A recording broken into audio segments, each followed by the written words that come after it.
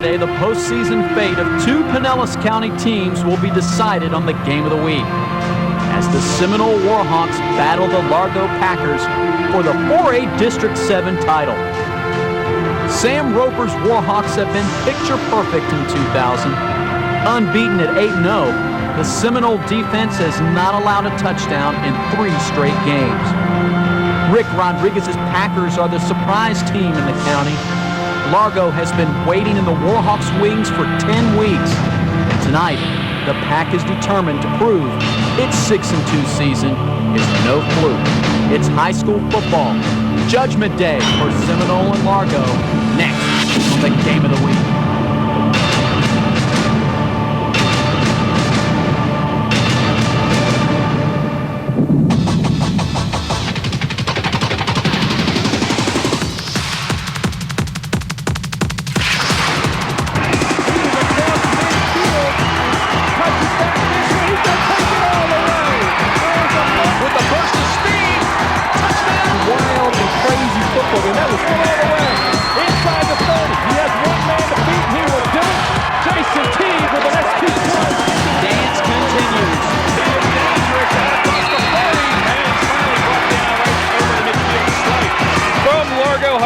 Time Warner Communication Sports presents the high school football game of the week. Tonight's game features an important District 4A 7 matchup as the Warhawks of Seminole get set to take on the Packers from Largo. Hello again, everyone. Brian Ungst here, welcoming you to Largo High School for Time Warner's important 4A 7 district matchup between Seminole and Largo. It's my pleasure once again to be joined by Eric Keaton. And Eric, even though the Seminole Warhawks come in undefeated, this is a must-win if they want home field advantage in the playoffs. Exactly true. The rules of engagement tonight, Seminole wins, they are in. If Largo wins, they are in. They are the 4A District 7 champion. But if Largo loses, they're going to need some help to get in. Sam Roper, the veteran head coach, brings Seminole in undefeated at 8-0, and they have just been clicking on all cylinders. Ranked number 8 in Class 4A in the top 10 in the state of Florida. You look at the offense, they're averaging 300 yards rushing per game, and the defense has not allowed a touchdown in 3 straight. Well, senior Danielle Williams, he's been getting it done on both sides of the football. We call him game time. You need a big play, you go to number 20. He's averaging 12 yards a carry, Brian, 9 touchdowns on the ground, 2 touchdowns through the air, and 2 on defense. He is the player of the year so far. He has my vote. Well, another great player for Seminole. He's only a sophomore, 2-way fullback and linebacker, Joey Fabrizio. You know, sometimes the opposing team forgets about number 4, but Joey Fabrizio, all he does is make plays. It's a cliche, but 75 tackles, 7 for a loss. Look for him to be rushing the quarterback tonight from the blind side and take him down. Longtime Clearwater High assistant Rick Rodriguez, in his first year as a head coach at Largo, brings him in with a 6-2 record. What a job. Do not tell anybody that the Largo Packers are the Cinderella story. From the beginning of the season, they were predicted to finish dead last in the district. They've had that pinned up in the locker room. They're ready to play tonight. He's got a great senior running back in Eric Brooks that's getting the job done. Eric Brooks, really, his big task tonight is going to be on cornerback island. Him and Devin Goodlow are going to be asked out there to maintain the wide receivers, keep them in check, because Largo is going to put 8 or 9 guys in the box and force Seminole to put the football in the air, Brian. Well, one of the key guys in the box will be the big defensive tackle, Torrey Henry. This guy is a player. What an impact he has made. 6'1", 242 pounds, second on the team in tackles. He's playing on the defensive line. He has 4 sacks and 14 quarterback pressures. He needs the big penetration tonight to make Seminole not run the football effectively, because, as I said, they're averaging 300 yards per game. Should be a great one. Seminole and Largo for the 4A 7 District Championship coming your way next right here on Time Warner's Channel 7.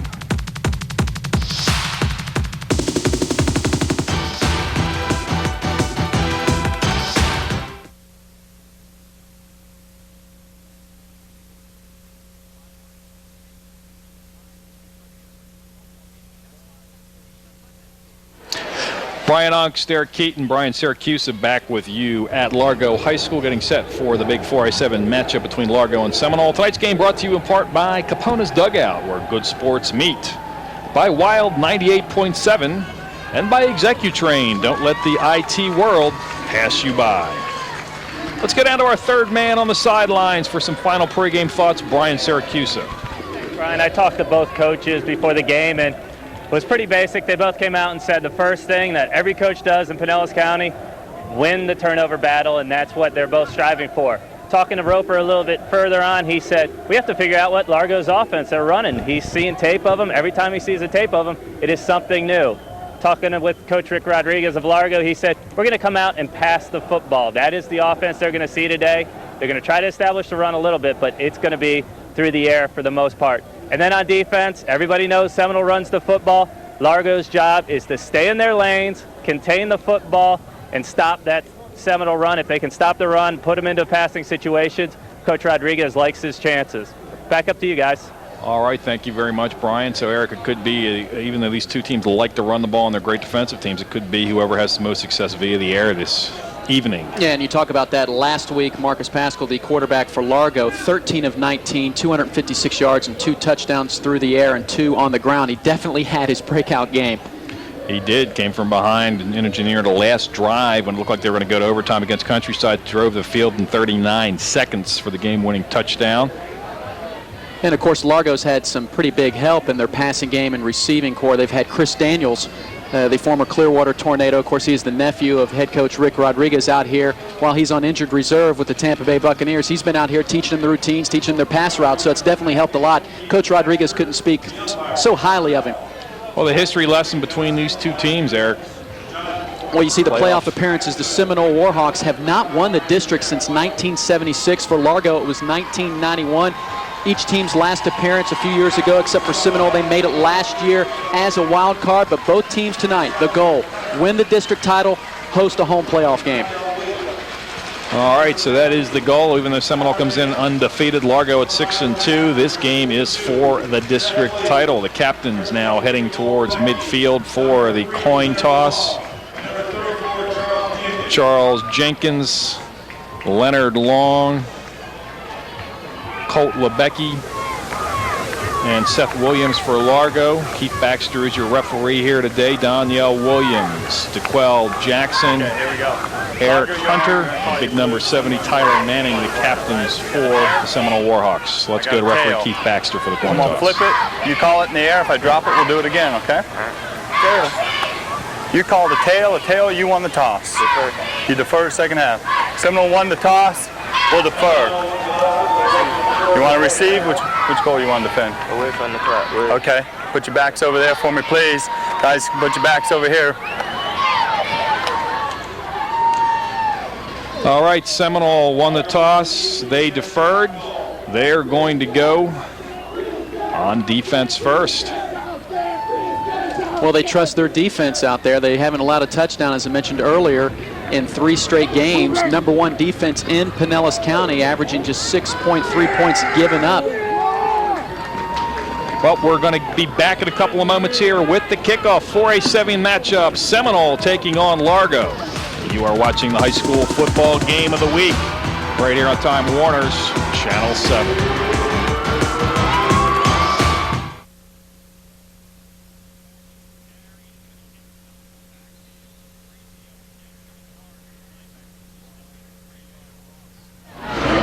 Brian Uggs, Derek Keaton, Brian Syracuse back with you at Largo High School. 4A7 District Championship on the line this evening between these two outstanding high school football teams. Seminole at 8-0 and the homestanding Largo Packers come in at 6-2. Seminole 4-0 in the district. The Packers come in at 3-1.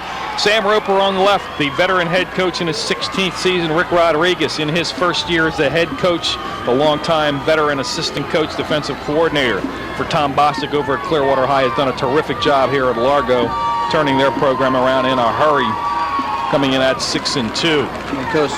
Of course, Coach Rodriguez at Clearwater the past 15 seasons, in the last 5, he took them to the playoffs and helped that defense out. And obviously, you can tell, but this Largo Packer team has one heck of a defense. And earlier, Brian was talking about the turnover ratio. Largo a plus 14, Brian, coming into this ball game. Outstanding. You can't get much better than that in high school football. Coach Doherty there, a big reason why. He brought him over from Clearwater.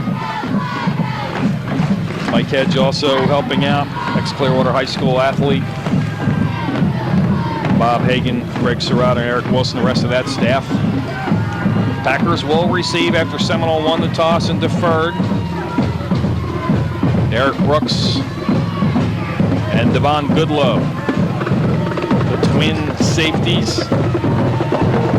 Goodlow and Brooks have been teammates for a very long time here with the Largo Packers, and they'll need very big plays from those two tonight. Of course, the key, put the pressure on the Warhawks defense early and get some good field position here.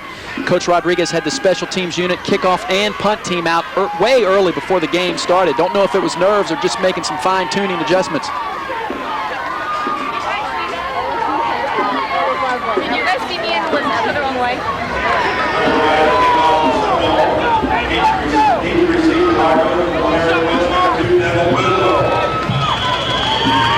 Getting set to kick off. Morgan Riley, number 15, just up off the JV squad. Low end over end kick comes down to Brooks at his 10.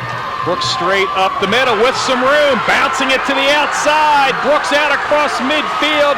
Finally going to be run down by Eric Hunter, the safety on the kickoff team, but not until he gets it into Seminole territory. They'll spot it at the Warhawk 41. What a return. I guess those adjustments before the game worked. Indeed, they did. Take another look at it. The low squib kick actually takes it at his 8. You know, Brooks found his lane right here and shoots through it like a cannon. Look, all three Warhawks picked up on the block, gets around that far right side, and then chasing him down from behind as Tim Abrahams saved a touchdown. Marcus Pascal gives it straight up the middle to Brooks. Nothing there.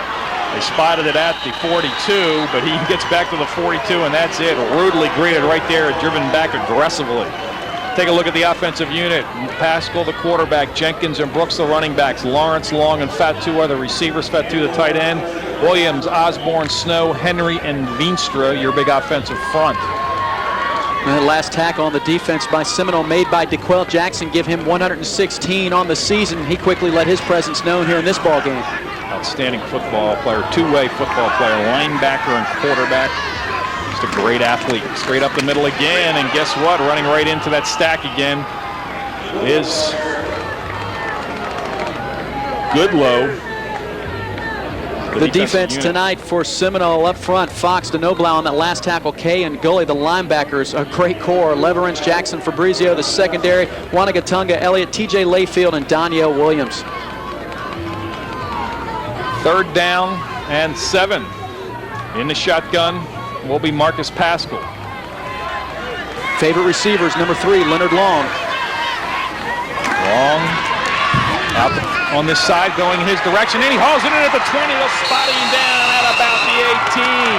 Just a little flag pattern, and he led him out there nicely, and he ran underneath the ball for a big gain in the 1st and 10. They'll spot it at the 19. Play took a while to develop, but Daniel Williams better get used to this because you have a left-handed quarterback. This is where he likes to throw the football. He's going to throw it to his left side.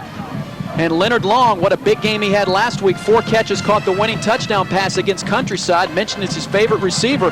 He's just a sophomore, but he's developed the trust of his quarterback. His 13th reception on the year. He averages almost 20 yards every time he touches the football. Up the middle on the draw play, nothing there. It was Devin Goodlow, and first man in there, TJ Layfield, had some help. Dequez Gully from his defensive end position really disrupted this play right here. Almost caused a fumble, then TJ Layfield slows him down. DeQuell gets a piece, and eventually it was Layfield with the tackle. Because Gully came in there hard to make the running back switch directions. Brian, key for Largo, they have to score 6 points. This would do something for the confidence of this football team. Brooks on the wide toss, Fabrizio in there, no way. Joey Fabrizio, the sophomore linebacker, he came into this football game with 75 tackles. That's his 8th tackle for a loss on the year. He is an outstanding sophomore football player. Brian, sometimes they forget about number 4. You can see him just goes right through, runs right past Matt Osborne, grabs a hold of the ball carrier and just takes him down rather easily. That's what Fabrizio does. Only a sophomore, 5'10", 180 pounds. He just seems to find the point of attack for the offense and attacks it himself. 3rd and long, 3rd and 16. Pascal back in the shotgun. Double slot, the lone back next to him is Jenkins. On the play action, stepping up is Pascal, and he will be sacked. He will be sacked. He tried to step up and just nothing there. It was pretty good coverage downfield by the Seminole secondary. And on comes the field goal unit for the Packers. Brandon May is your kicker. Decent blocking at first, but then suddenly the pocket just closes in on the quarterback Pascal. Everybody covered downfield. I think he did the right decision in collecting a sack right there because Brandon May has an outstanding foot. He can kick it from 54 yards out, and if he misses it, it just goes back to the 20. We've seen some great kickers this year in high school football. This will be a 45-yard attempt by May. But they need a good snap. Decent snap, get it down, kick is up. It is long enough, and it is good. Brandon May with a 45-yard field goal. Plenty of room to spare. That would have been good from 55. And the Packers are on the board first after the outstanding opening kickoff return by Eric Brooks set them up in great field position. Well, I tell you what, Brian, you have John Petty and, of course, Shea up in Palm Harbor. Whenever recruiters around the state ask me which kicker do I have my eye on, it's always been number 5 since last season. Brandon May has the foot. You'll get a chance to see him after this field goal on the kickoff because Coach says that he's been a huge weapon for the Packers this year on punts, field goals, and also on kickoffs. You just see how much confidence that Rick Rodriguez had in him to send him out there for a crucial kick to get some points on the board and not waste that big return on the kickoff. That's the one thing, Eric, and this is my 13th year of high school football here in Pinellas County, that I have really seen develop over the years. Some outstanding kickers. You mentioned 3 great ones there. Every team seems to have a good, solid kicker anymore. Those ones you mentioned are guys that can kick it with accuracy and kick it with depth. This year we have an abundance of kickers. We have a lot of great kickers and a lot of good quarterbacks in Pinellas County. Yes, we do. And to make kicking off, puts the leg into it, will drive into the end zone, drives Justin Lumpkin a yard deep in the end zone. In high school football, you cannot bring it out. That's a great weapon to make the other team have to go 80 yards with the football. And we'll see the high-powered Seminole offense for the first time this evening. They deferred after winning the kickoff. And they find themselves behind 3-0, 7:59 left here in the first quarter. Called Jackson, the quarterback, Gully, Hunter, and Lumpkin, the running backs in the wing T, Abramson, and Galmish, the receivers, Manning, Farmer, Bordeaux, Souls, and Lorenzetti, your offensive front. Give the ball on the counter play to Justin Lumpkin, and nothing there, maybe a yard, a grudging yard at that. That base 5-0 defense is going to be tough tonight for the Packers. They gave up a yard there. Up front, Kepner, Osborne, Williams, Henry, McDowell, the linebackers, Jenkins and Bell, the secondary, the cornerman Brooks and Goodlow, and the safety Lawrence and Joseph. Watch out for Omar Lawrence. He will play that line of scrimmage like a linebacker. All these great athletes go both ways, so this could be a war of attrition this evening against 2 outstanding football teams. Give the ball there to Justin Lumpkin, and Lumpkin gets out across the 25. And they'll spot him out near the 27. At the 26, we'll call it. It'll be 3rd down, and a short 4 from there. Nice block, lead block by Eric Hunter. And eventually the linebackers get to the ball carrier, but a decent gain for Seminole, still creating a possible running play here for Coach Roper. 3rd and 4. Largo showing run blitz straight up the middle. The fullback will not get there. It looked like he had some room, and he was just rudely thrown to the ground. That was number 7, Eric Hunter, on the carry. Good interior defense that time by the Largo Packers. This is what Largo and Coach Rodriguez wants to do, force those 3rd down and long situations. That one was a makeable 3rd down, running the football, especially when you're averaging 7.1 yards a carry for Seminole. But Largo's defense came through on the first possession for the Warhawks. Yes, they did. Eric Brooks, the deep man. DeQuell Jackson was back in punt formation. DeQuell had some problems during pregame. Gets this one out of there fairly nicely. He's going to hit at the 37 and bounce, and he lets it roll. Big mistake. Great roll all the way down to the 12-yard line, and that's the classic mistake, Eric. We talk about it every week in high school football. He gave him too much room, let the ball hit the ground, and it cost him that time almost 25 yards from where it first hit. That's a 61-yard kick, and the punt was basically off the side of his foot. You have to come up and field that. Like you said, many players are going to make that mistake. Catch the ball, see if you fair catch, save your team the field position, let it hit, and it cost them big time. The Packers now back their own 12-yard line, put it in play for their 2nd possession. Their first one started at the Seminole 41 after the great kickoff return by Brooks. Backs in the I formation. Are Jackson and Brooks behind Pascal. Going to give the ball to Brooks, left side, nothing there. Nothing at all there, filling the hole in a hurry. DeQuell Jackson coming in for the middle linebacker position, had help from Elliott. Would you expect nothing else from DeQuell Jackson? It's just a basic for him. That was routine. Saw the hole open wide up, and then he just engulfs the ball carrier. 115 tackles you talked about coming in, 6 tackles for lost, 4 for losses, 4 forced fumbles. A linebacker at 6'1", 200, probably a safety, a big-time college Division I safety. He could bulk up and play the linebacker position, an outside linebacker. Could be the leading receiver on this team, but he has to play quarterback right now. He's doing a great job. Oh, what a move by Lauren. The option play right here is Pascal, and there's a marker down as he gets out across the 25, but this one may be coming back with Marcus Pascal right there, the junior, showing his running ability. And I guess you're going to see he got a few of those extra yards because of the hold, but Pascal last week. We got 20. We got a hold on the offense. Referee today is Keith Baxter giving us the call. 4 touchdowns on the season for Marcus Pascal, but he picked up a couple last week, but he had a little bit of help on that last carry with the hold. So they'll spot it back to the 10. It's a spot of the infraction penalty, so it'll be 2nd down and 12. Coming in with the play from the benches, Leonard Long, the leading receiver for the Packers. Eric mentioned earlier, made a nice grab to set them up in field goal position, only a sophomore. I know Largo's backed up against the wall, but see if they can spread him out a little bit here and hit one of those slant pass patterns. Pascal in the shotgun formation. And go straight back to left-hander near his goal line. Going to turn it up now and run it. Gets out to the 10 and spun down right there, so he gets maybe a yard. Danced around, and you cannot dance around against this Seminole defense. They're just too quick. Reminds me on the high school level of the Buccaneer defense. You know, when you go against these guys, you got to get upfield in a hurry or they will run you down. They play their lanes, they play their gaps very well, they hold their position, and right here, good decision by the quarterback. He recognized I have nobody to throw to, and so he's just going to try to gain as much yardage as he can. Fortunately, he got back to the line of scrimmage, but this defense just so tough for Sam Roper. Has so many athletes. Fabrizio, DeQuell Jackson, Lumpkin out there. Marvin Elliott's good on the corner, and the guys up front aren't bad as well. There's Fabrizio. He closed in a hurry to make that play. Had some help. 3rd and 11. Under center this time. Pascal. Trip receivers to the right side of the formation. On the counter play, here comes the wing back, and Goodlow will get it out to the 20. Not going to be quite enough for the 1st down. A well-designed play, and almost picked it up on a passing situation. They picked up about 8 yards on the play. It was 3rd and 11.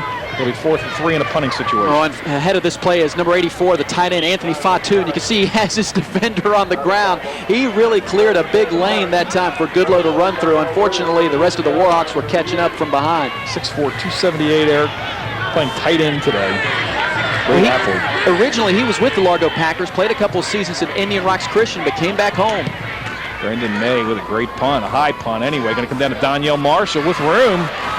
Packers didn't get down there in a hurry. Marshall doesn't get too far, but Danielle Williams, not Marshall, Danielle Williams with the ball. I should know that by now. Well, we'll see Roshan Marshall next week against Countryside. I think I'm thinking of a college or professional player there. I don't know.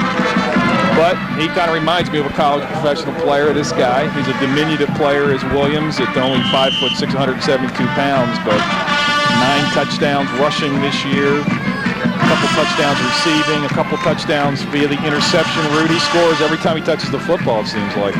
And he always makes plays on the game of the week. DeQuell Jackson under center, 1st and 10 for the Warhawks from the 43 of Largo. This is Hunter off the left side, just battling for yardage. Hunter, the senior running back at 5'11", 176.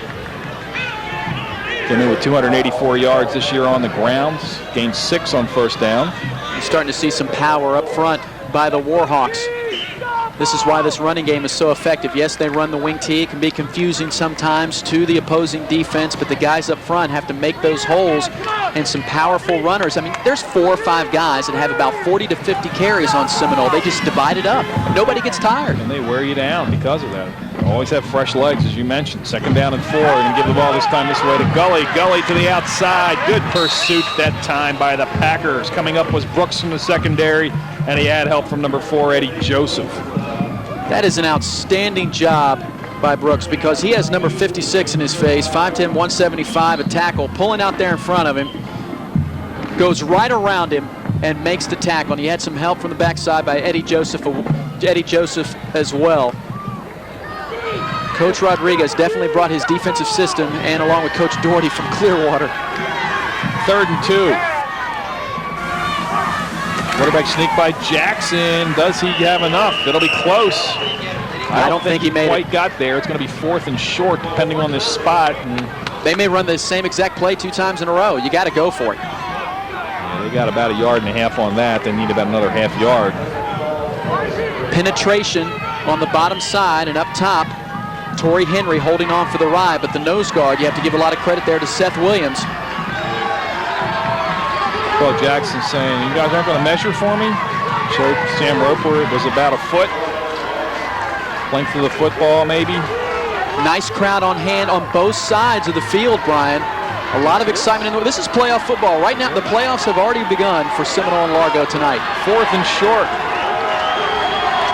Well, Jackson, the quarterback, going to give the ball off this time to Hunter, and Hunter moves the pile forward behind the offensive front down to the 30.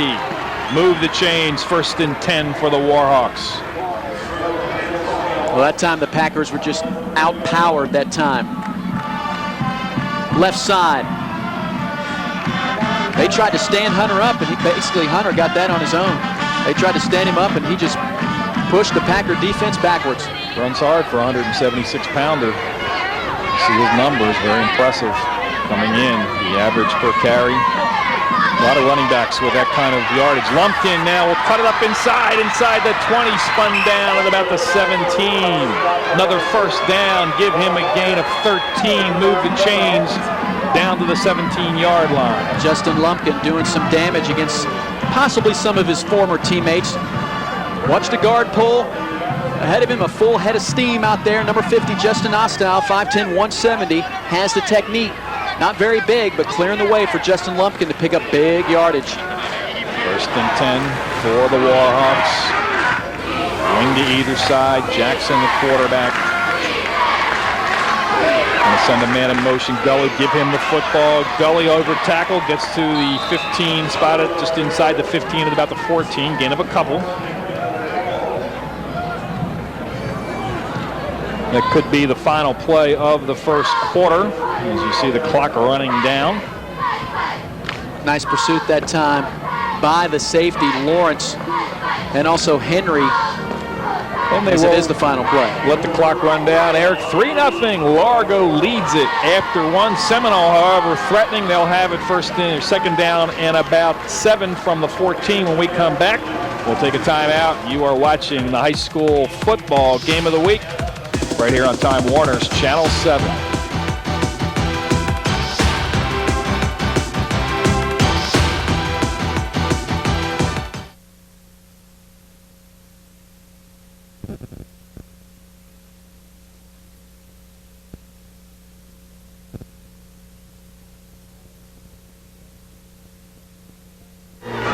Brian Ox, Derek Keaton, Brian Syracuse, the 2nd quarter action. Going to give the ball to Justin Lumpkin, hitting a backfield and dropped.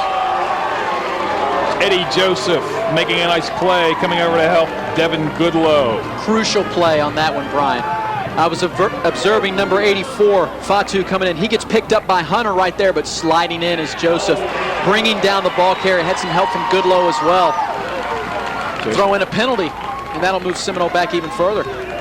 A holding call coming in, the indication from referee Keith Baxter. Joseph had 38 tackles coming in, Eric. A couple of interceptions, 5'8", 150. Plays pretty big for a DB. He comes up there and takes on those running backs. Both safeties, really, Lawrence and Joseph. They're going to be called on tonight because they're putting 8-9 in the box. Yet to see Seminole attempt to pass. Well, Seminole may now. It's with the penalty, it's still going to be 2nd down, but it's 2nd down and 20. Back to the 28-yard line. Send a man in motion. Gully going to flood the right side. Jackson rolls it that way with time, stepping up, firing, has a receiver wide open. That's number 80 over there, Tim Abramson, his 7th reception on the year. He'll get some of the yardage back. It'll set up 3rd down and approximately 9. Abramson just goes and sits in the zone. Not much pressure for DeQuell Jackson. Waits for him to get open, fires the football to him. Boy, Abramson doesn't get much action, but... Big target, Eric, at 6'2". waits a long time to get the football thrown his way throughout the season. 6 receptions for 114 yards. He makes them count when he catches them. Exactly. 3rd and 9. And give the ball on 3rd and 9 on a running play, and not going to come anywhere close is number 1 Justin Lumpkin. Down to just inside the 12. On comes the field goal unit.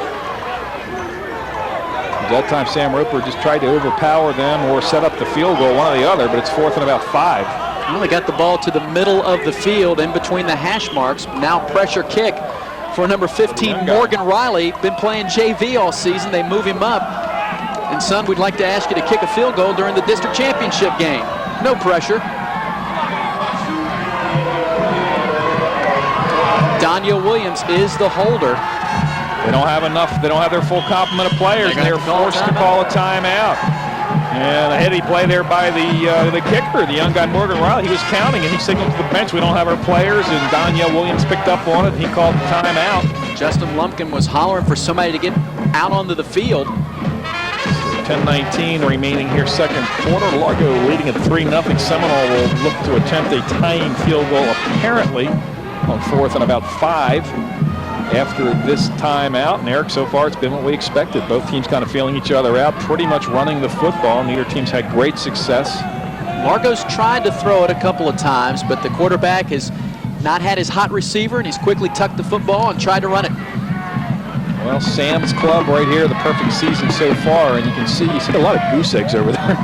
And against Osceola, the 9 points were 3 field goals, and that was done against Jason Teague. Teague got his yards, but they kept him out of the end zone. Well, and the Gibbs Gladiator, the only team that really scored on them, and they have an outstanding, very quick team, as we know.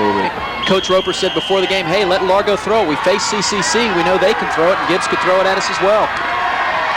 Field goal attempt is up, and it is going to be off to the right.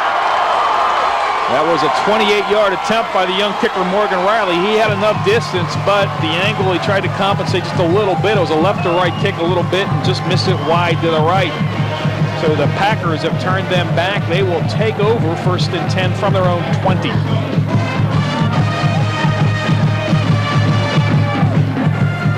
Had to have been the angle. He got it up, Eric. Had no pressure. Got the kick up, got it up, plenty of height, and just pushed it to the right a little bit. That'll happen for any kicker. Well, now it's up to the Largo offense. The defense responded, gave up the field position, but now they get it back. High formation, slot to the left. Give the ball straight up the middle. Brooks wedging it forward for a gain of about 3. Well, Jackson with yet another tackle. Well, his 4th tackle on the night. He just watched Brooks and just opened up his arms and said, welcome to my home. It's called the turf. Get some help up front by number 66, Ryan DeNoblau. And that time Brooks giving away about 55 pounds. Brooks is a tough character. They call him Mr. Lucky. That's because of his defense play. He just seems to be around whenever there's a turnover. But as we saw in the opening kickoff, he can make things happen with the football once he gets into the open field. Has a good burst of speed. 2nd and 6. This time Pascal back in the shotgun. Trips to the short side. Gonna roll it the other way. Looking for a crossing pattern. Has a couple of receivers out there. Instead, he'll turn it up in front of it. And he's collared and ripped down. A flag comes in late. They're going to call a face mask. Number 90, Ed Leverance over there, the big 6'2" junior defensive end. I'd like to see this. This was on the far side of the field. I thought he grabbed him around the collar, as you said, Brian. The flag came in. It didn't come in too late, but it did come in after the whistle had blown. Personal foul. Face mask. 15-yard face mask is the call. Both of these teams very disciplined. I think this is a running play from the get-go. Even though he is rolling out in his way because he is left-handed, he decides to run the football. Looks like he got a piece of it. Might have got a piece of it. Hard to tell, but they're gonna err on that. That's a good call by the officials. They need to err on the side of judgment. Especially the way he went down. He went down very quickly, and it looked awkward. So big guy like that grabbing a face mask, running full speed. That's dangerous. Going to run the counter pass. And he's sacked. Coming up in a hurry is DeKez Gully from his defensive backfield linebacker position. The play action doesn't work. Looked like he had some run-ins in the backfield between both backs. That might have caused the quarterback for a moment to hesitate, but not much he could do there with the pressure coming up from Duquesne Gully. Actually, Gully playing at a defensive end position. He's one of the running backs, and that's how athletic this team is. At 6'1", 185, had 40 tackles, 4 tackles for a loss. That's his 5th tackle for a loss on the season. And a big loss. 2nd and 16, trips to this side in the shotgun. Pascal rolling it this way. Looking, running out of time, and he will, no, he's on his feet. Thought he was going to go down, still on his feet. Finally run down from behind by Fox, fumbles the football. Let's see what the call is. How he got back to the line of scrimmage, I have no idea. He just disappeared back there. He was like Houdini. He was a magician. He must have ducked underneath a pass rusher. Only 4 down linemen, but the Seminole Warhawks get the pressure. 51, Bobby Fox misses him. There's the Houdini act. A miss right there for Brizio, and then Fox comes back up. That's great effort by Fox. Didn't give misses up on him the first time and keeps playing, and Pascal did a nice job of getting back close to the original line of scrimmage. He did fumble, but who wouldn't have fumbled from that hit from behind? He was fortunate enough that I believe it was Brooks recovered the fumble. 3rd down and 9. Pascal under center. Still leading at 3-0 Largo midway through the 2nd quarter. Swing, Pascal got to turn it up and run it again. And not going to get there. One extra move, and Justin Lumpkin said, don't make a move on me. I'm going to put you down in your tracks, and he did, the senior. Oh, Brian, you said it right there. You're not going to make a move on me. Not many people can make a move on this Seminole defense. They're so quick and athletic. You mentioned the defensive end. Duquesne Gully is a running back. Well, right here you have Justin Lumpkin. He's a running back as well. He knows those moves. He's going to go ahead and take him down. You're going to have to do something a little better than that. That's just good defense. That's great breaking down, as they call it in the secondary, making your man make the move and staying with him. Brandon May on the punt. Keep the eye on the hips. Danielle Williams, the deep man.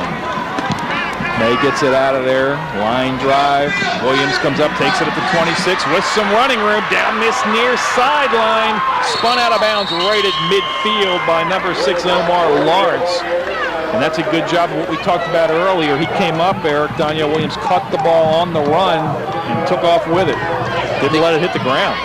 He did an outstanding job, and I think Brandon May that time feeling the pressure from the outside man on that line for Brizio coming in. He's getting very close to blocking one, and I think he caught that one a little high off his foot. He did not get the carry that he usually gets on his punts, but as you said, Danielle Williams, just a perfect job. We saw number 20, just another reason why he has those football smarts. Many people saying he could be the player of the year in Pinellas County. Right at midfield, Jackson's going to give the ball to Gully. Off tackle, Gully for a couple, grudging couple. Bell on the tackle, Jenkins there also. Bell number 11, Jenkins 34, and they had help. Pascal and his receiver Long talking what they can do to make things better next time the Largo Packers get the ball. Ernest Bell going in playing linebacker, Eric, and 29 tackles coming in. He's only 5'7", 165 pounds. Not bad. Bigger than that. And then Charles Jenkins, the other linebacker, 5'8", 161. 2nd and a long 8. Play action Jackson with some time underneath, has the receiver, can't find the handle. Justin Lumpkin right on the breadbasket, tried to turn it up and run with it before he looked it in, and he knows it, Eric. He's a veteran, he's a good football player. Just didn't haul that one in. Nice play action, good time, enough time to throw the football for DeQuell Jackson, puts it right in the breadbasket. 1, 2, 3, had a chance to catch it 3 times.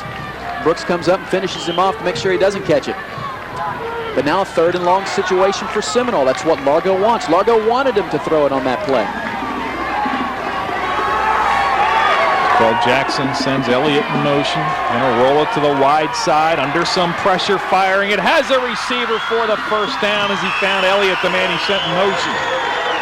Elliott with the reception will have a first down to the 33 of the Packers, and he got that one away just before he was hammered, Eric. Hammered by Torrey Henry. Let me tell you, DeQuell Jackson shows good pocket presence here. He knows he's going to get hammered, delivers a perfect football downfield to Marvin Elliott, but Henry just walloped him. But Jackson gets right back up and says, hey, we got a first down. We got more work to do. 1st and 10 from the 33. Lumpkin in motion. Jackson back to pass on play action, again under pressure. Man out there, intercepted, one-handed interception by Devin Goodlow, his third interception on the year, and this was a big one. And again, Jackson hit as he threw the ball, Eric, and it was not the most accurate of passes. That time the hit paid dividends for the Largo Packers. What did we say at the beginning of the ball game? That Goodlow and Brooks going to be out on cornerback island. They're going to be asked to come up big. There's the big hit by Zach Kempner. He has 46 tackles. That hit does the damage. A wobbly pass, and this is an outstanding interception by Devin Goodlow. Goodlow, we've been watching him play football since he was a sophomore. Plus 14, make it plus 15 on the season. The Largo Packer defense creates another turnover, but this one deep in their own territory. Brooks on the carry. Brooks runs into T.J. Layfield after a gain of a couple out near the 14. And Goodlow and Brooks, two diminutive seniors, both at 5'7", both in the 145 to 148 range, and they just play a lot bigger, as I said, than what they do. A lot of these Packers do. They're not the biggest team, but a good, aggressive, physical football team. Good technique. Know what's asked of them. They come through. A well-disciplined team. Second down and 7. Backs in the I formation. Brooks the tailback. Play action. Pascal under pressure. Maybe gets back to the line of scrimmage.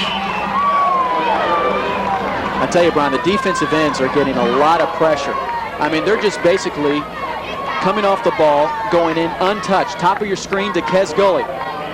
Flying by the quarterback, almost had him. On the other side, getting pressure was Leverins, but he was momentarily picked up, but fortunate enough to get back to the line of scrimmage again as Pascal. He just hasn't had the time to throw the football. Ryan Denabla, 66, the defensive tackle, also in there underneath, tripping him up as he got back near the line of scrimmage. Denabla, not a guy, we haven't called his name a lot, but he has 30 tackles coming in, a junior at 227. He's a solid player in the middle of that defense for Sam Roper. Third and long, third and about 7. Pascal again under pressure from the defensive end. He's going to fire it out there deep. The receiver stopped and turned around. That was number 6, Omar Lawrence. If he kept running, he might have been able to run underneath that. A single coverage out there from Marvin Elliott. I also think Pascal had the first down if he keeps running with the football because there was nobody in the middle of the field. It looked like he had to stop and throw it at the last moment because he thought his receiver was going to be open. Watch, comes up through the middle of the field. It was wide open. He doesn't step and follow through, but as you mentioned, the receiver had stopped. Punting situation for Brandon May. Danielle Williams will stand at the Largo 47. So Seminole should have great field position, trailing 3-0 with 3:31 left here, second quarter. May gets it out of there, end over end, and Williams is going to let hit at the 47. Does not, however, take a Largo bounce. Bounces sideways and will be spotted at the 48. So the Packers, or the Seminole Warhawks, make it with excellent field position. 3:22 left here in the first half. A 39-yard punt that time, but for May, did not feel the pressure, and he was able to get off a decent punt. Let's go down to our sideline reporter, Brian Siracusa. Well, guys, the Largo defense is going back out on the field.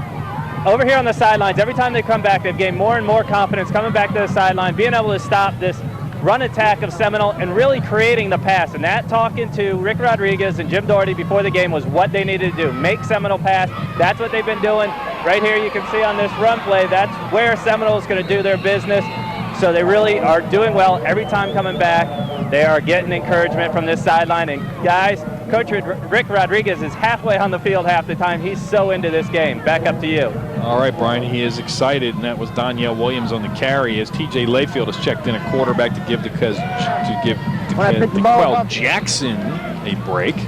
Brian was just talking about head coach Rick Rodriguez. Yes, this is his first season, but talking to him this week, he seemed to be like 5 feet off the ground. Anything I can get you.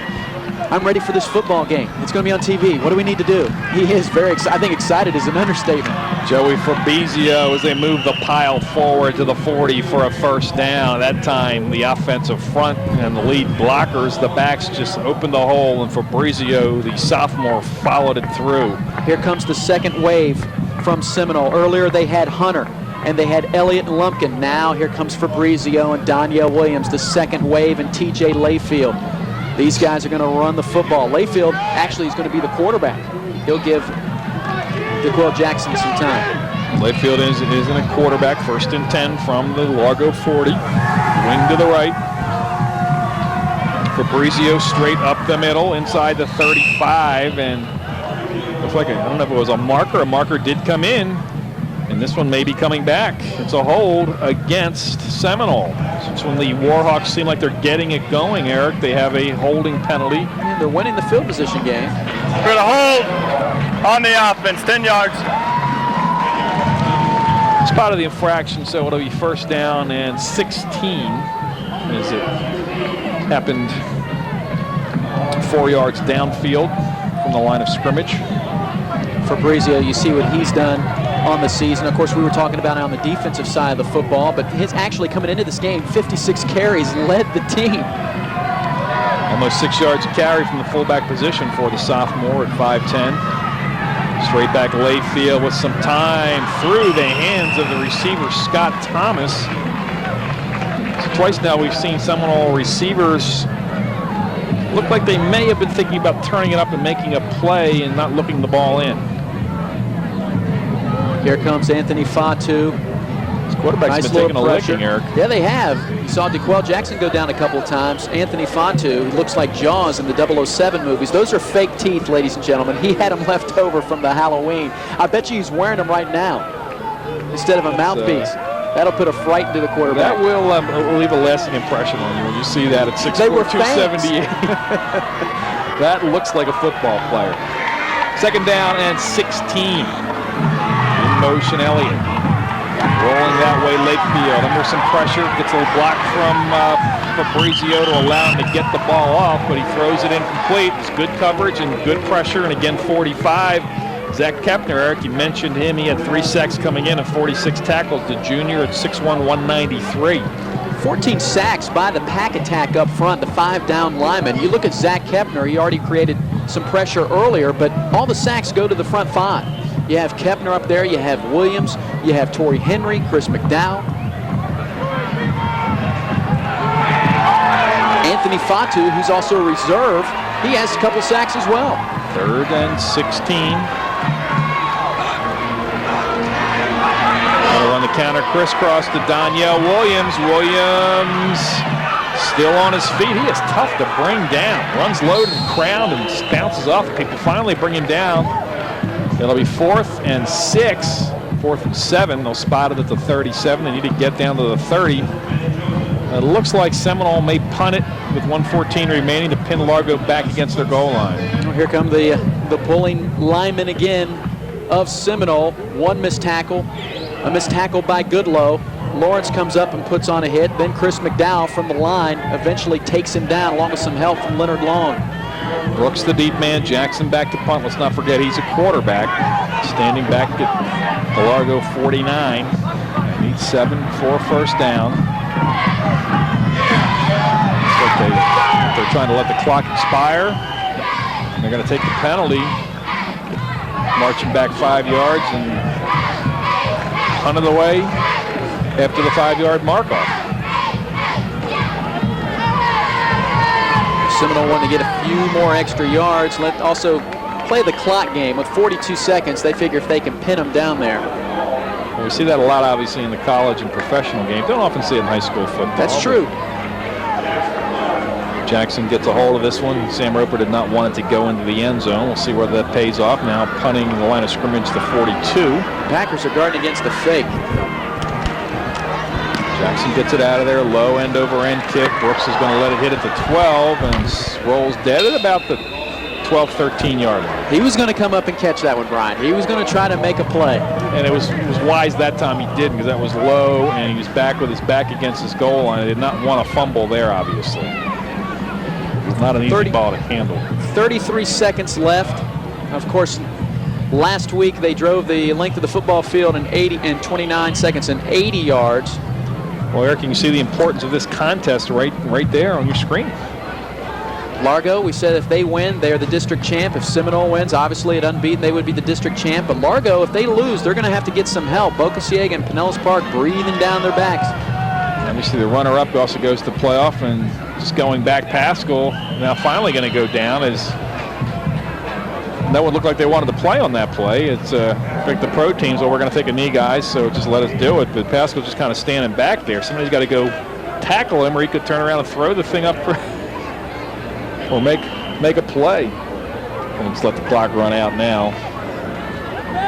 So the half is going to end, Eric, with a 3-0 Largo lead. And I don't think anyone would have thought that. I think everyone thought it was going to be a tight ball game, but it's been a defensive struggle. Seminole is going to have, when we see the halftime stats, the better of the yardage, but they've moved the ball between the 20s, have not been able to do it this last drive. They were stalled because they had a penalty, a holding penalty on first down. And the Packers here in front of the home faithful go to the locker room at the half, leading it by the score of 3-0. Let's get down to Bryan Syracuse with head coach Rick Rodriguez. Thanks, guys. I'm down here with head coach Rick Rodriguez of Largo. And coach, you told me before the game you were going to stop that running game, forcing the pass. So far you have. We pretty good. We started pretty good. Defensively, we're doing a decent job. I'm not satisfied with our offense right now. We're struggling a little bit, but hey, it's 3-0, and we keep it close. What would happen here? We got a second half to play ball, 24 minutes, and see who's going to play ball second half. But quickly, looking behind us, you got a big crowd here back at Largo. Is Largo football back here? It's coming back. Right now, we're in a situation which our enthusiasm here, the staff that we have tremendously, the administration pushes big time, and Packer football's back again. All right, Coach, one more half. Good luck. We're going to be back. I'm going to have more for the halftime show after this.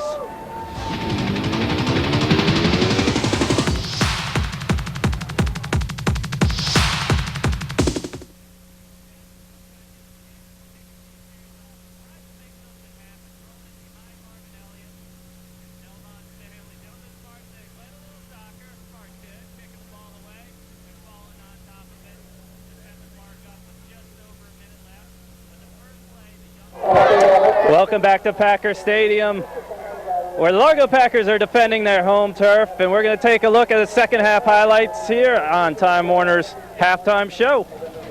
We'll begin here with what we call Mr. Lucky, Eric Brooks, as he picks up the football on the opening kickoff, breaks it up the middle, and kicks it to the outside. Tim Abrahamson of Seminole saves a touchdown by running down Eric Brooks, but that set up the only score of the first half, a Brandon May bomb from 45 yards. What a weapon this kid is. 42nd point on the season as he drills it through the middle of the upright. Later on, Seminole forced to pass the football, a little half roll, and DeQuell Jackson's getting hit, forces the ball to go up, and then Devin Goodlow with the great concentration, the one-hand grab looking like Randy Moss this weekend, pulls it in for the interception.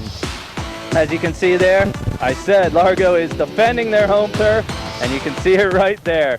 42 yards total offense for the Packers, but only 96 for the Seminole Warhawks and 67 on the ground, averaging up over 300, so they're well under that.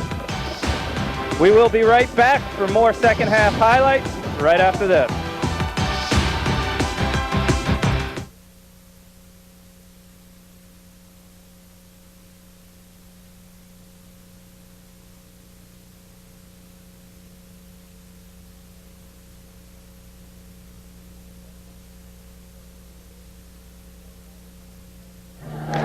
Welcome back to Time Warner Sports Game of the Week. As you can see there, the Largo Packers holding a slim 3-0 lead at halftime, and I'm here with head coach of Seminole, Sam Roper. And Coach, you talked about mistakes before the game. How much did they hurt you in the first half? They're critical. Right now we come down, we miss a field goal, have a chance to tie it up, but we're not a third and long football team, so we talked to them at halftime and said we got to come out and eliminate the mistakes, play a better second half. Largo took it to us the first half. Defensively, you shut down the pass, getting pressure in on them. Do you think they're going to be able to run the football on you at all this half? Well, the defense is playing good. I can't fault them. We just got to help them out offense and put some points on the board. All right, thank you very much, Coach. Good luck in the second half. We will be right back after this with Brian and Eric for the second half.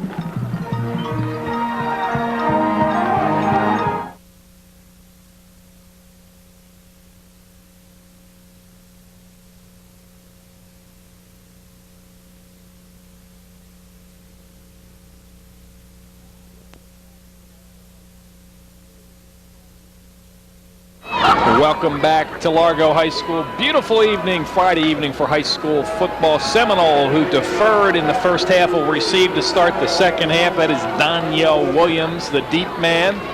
Brian Ongst, Eric Keaton, Bryan Syracuse back with you at Largo High School. Hope you're enjoying Time Warner's coverage of the high school football game of the week.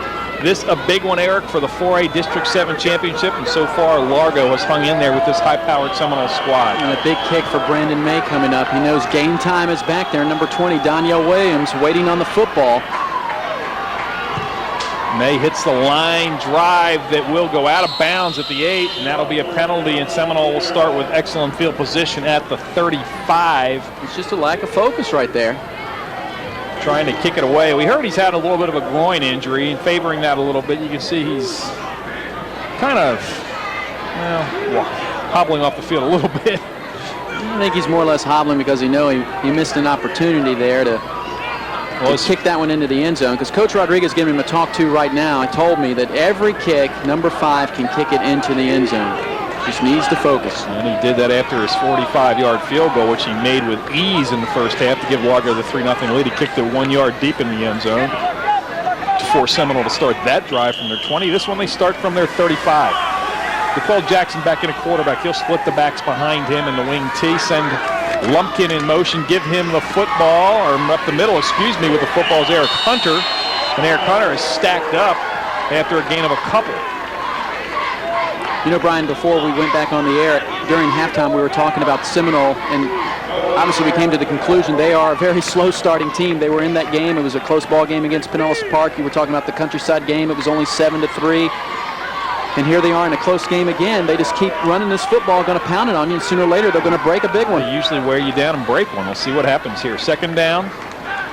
Play action, Jackson, a man wide open. He has it. This is number 86, Ryan Galmish, and Galmish all the way down to the Largo 20-yard line. Hits the tight end on a huge play. Well, here's the big one we talked about. You stack the line of scrimmage with 8 or 9 guys, and eventually somebody's going to sneak through, and Galmish does it. You have the safeties up on the line of scrimmage, and here you see the catch. And chasing him down is going to be Omar Lawrence. Jenkins thought about stripping the football, but he go ahead and collects an assist on the tackle. We don't have Galmish in our statistics as a receiver, so that's either his first reception or he's only got a couple on the year, but it was a big one. Not anything worth mentioning, but that's worth mentioning. Hunter down to the 15. Second down and 5. Now for the Largo defense. They gave up a big play, but they can't break. They bent a little. They send Fatou back in there, number 84. Pretty good game that last run by Seminole, 2nd down and 5. And you heard Coach at halftime saying we're not a 3rd down and long conversion team. They like keeping these 2nd down and short and 3rd down and short conversions. They're makeable. Hunter again. Hunter will be very close to the first down, depending on the spot, as he's right near the 10, and that's what he had to get, to the 10-yard line. Yeah, this should be a measurement. Hunter had some tough runs in the first half. Well, it's going to be 3rd and inches, Eric. They say the nose of the football did not quite break the 10-yard line. So 3rd and inches. Danielle Williams came into the ball game. He's lined up on the wing right. Send him in motion. Straight up the middle. No, he's going to keep the ball. Jackson firing it out there for the touchdown to Marvin Elliott. 3rd and inches. They cross everybody up. Crossed me up initially, Eric. Great fake by Jackson to the fullback. And he fires a nice pass out there to Elliott for the TD.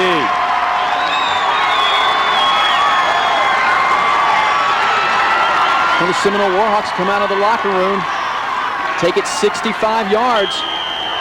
Couple of big pass plays, the one for the touchdown, but you have to remember the big tight end play by Galmish that got him into scoring position. On to attempt the extra point is Brandon Mott. Dead ball infraction. They'll bring this one back and do it over again. A dead ball encroachment on the defense. Can we take it? And they have to distance. Seminole sideline saying refuse it. We want to kick it, and we want to kick it from the same spot. We don't want to shorten the distance. And they're going to refuse it, and just that's where they normally kick it from. That's what they're used to, so they don't want to mess with the equation, I guess. Getting into calculus here or something, you know. Afraid the wind might gust all of a sudden.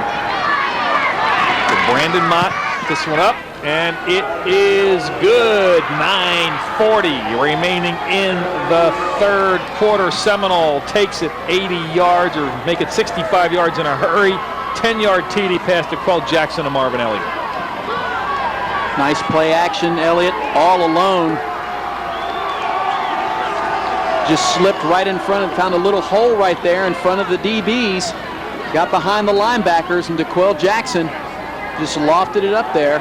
He knows he's not going to be a quarterback at the next level, but he did his job right there, and the most important thing was completing the pass and selling it on the run. Well, Eric, a guy that's as physical, playing middle linebacker, making as many hits and taking as many hits as he takes in a game, he has really improved his passing touches this season's gone on. We saw him early in the kickoff classic for a half against CCC. The second half got rained out. A great athlete, but he's not going to fire at 50 yards downfield like a Marino, but his short balls, he's got great touch on. He's doing a very, very good job of the play-action passes. And the wing T offense is really predicated around ball handling and faking. He does a good job. Morgan Riley taking set to kickoff. Riley puts the leg into it. Good kick coming down to Brooks at his 3. Brooks up the middle with some running room. Brooks, look out. Brooks finally going to be run down from behind by T.J. Layfield, but Eric Brooks again with a great return as he did with the opening kickoff of the game. This one down to the Seminole 38. Nice way to respond by the Largo Packers. There is a wall of blue right up the middle, and you saw it right there just open up for him. And again, I mentioned Brooks has the speed, that burst of speed, but he does not have the breakaway speed. 2 big run backs. Remember the last one at the beginning of the game, Largo scored on it. They definitely need a score here, trailing by 4. 59-yard kickoff return by Brooks, gets it to the 38. He hauled it into this 3, took it down to the 38. Goodlow on the counter action, and nothing there. Nothing at all. We were talking with Coach Hedge right before we went back on air at the start of the second half, and he says, we really don't have a pure running back. We have to go to a couple of different guys, but we don't have that pure running back, the guy that can get back there and we can give it to him 15, 20 times a game. And you can see right now that the Largo Packers are suffering from that because Warhawks are just smothering the line of scrimmage. They're going to have to put the football in the air, whether they go the deep route or they go the short routes or swing it out to one of the running backs coming out of the backfield. Well, they've got these 2 guys there. They're great backs, Brooks and Goodlow. They don't have the big 200-pounder that can pound you and has the good speed. The diminutive type is Pascal, caught from behind by Gully just there when it looked like he was going to turn the corner for a big gainer. What a closing effort there. Great speed by Gully from the defensive end position. You've seen Dequez Gully all night long get the pressure, and he's missed the quarterback Pascal a couple of times. But that time, it looked like his arms just elongated. Pressure coming from DeQuell Jackson. Here comes number 8. Just reaches out and gives Pascal a seat on his home turf. 3rd and 17. So the Seminole defense, after the great kick return by Brooks, has answered the bell. 4 tackles for losses coming in for Gully. He picks up another one right there on the sack. Got to get rid of the football in a hurry. Pascal with time, firing it, broken up and almost intercepted. He had his receiver quite underneath, breaking it up. Looked like T.J. Layfield. There were 3 Seminole Warhawks over there. They're trying to get it out to Long, who was open in between, but an athletic play underneath and knock it away. Pascal trying to put the touch in there. Just Marvin Elliott. He had to put it in 3 different defensive backs surrounding Long right there. And Marvin Elliott, we saw him get tested early in the season, and he probably prevented an interception by DeQuell Jackson, but he's just doing his job, trying to get a couple passes broken up on that play. Well, if he didn't get up and make an athletic play, that's close to a first down because Long was open for a second. May, low snap, gets it out of there. Danielle Williams from the 12. Danielle Williams with a lot of running room. Puts it back at the 40. Danielle Williams finally spun down across the field by Zach Kepner, number 45, but not until he's in Largo territory. And he just exploded after catching that football. He's got some quicks. See him right now getting some congratulations from his teammates. I talked to Coach Roper before the game, and I said, look, is this guy the player of the year? And he says, I think so. Really depends on this game, regardless of this game. Even if he fumbled a couple of times, Danielle Williams would be so far the player of the year. And right there, a big play by Danielle Williams. And you see what he's done in his past. This was a couple seasons ago as a sophomore. Running the ball up the middle and not a lot there. Down to the 45, a couple yards. Danielle Williams, a couple of seasons ago, really burst on the scene on the game of the week. Set up this touchdown with an interception, got the field position back, and then last year a big interception against Pinellas Park. This would eventually lead to a touchdown, Brian. He was chased down by Billy Henderson, but Danielle Williams, that's when he developed the nickname Game Time. And then in the PCAC soccer, he scored a hat trick for the Seminole Warhawks. Eventually they lost to Osceola, but Danielle Williams, there's prime time and then there's game time. Well, Jackson, receiver, Danielle Williams at the 40, cuts it back across the field. Look out into the secondary. Danielle Williams brought down by the face mask at about the 16. They'll tack another 15 onto that, or half the distance of the goal line anyway. He's taking the game over. Well, here's the Seminole Warhawks. Little play action again. DeQuell Jackson finds a wide open Danielle Williams. Jenkins loses his feet. Nice block right there by the Warhawks. And here's that burst of speed up the middle again. But Lawrence brings him down. Now that time, earlier you saw face mask that time. On that time he didn't. Earlier you saw the quarterback for Largo go down hard, and I could see that. That was justified. But on that one right there, that was not a face mask. Shoulder pad, maybe the corner of the helmet, but the momentum from Danielle Williams and his speed is what brought him down more than anything.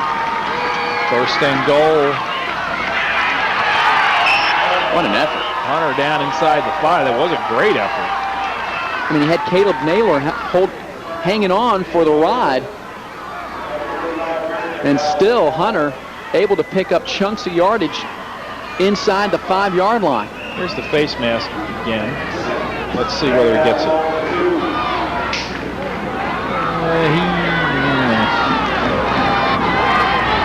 Don't think so. But anyway, Hunter left side, walks into the end zone unmolested for the touchdown. They cave in the left side, the offensive front, and the right side of the defense make it. And an easy 3-yard touchdown run by Eric Hunter. 6:07 remaining third quarter. Seminole now leads at 13-3.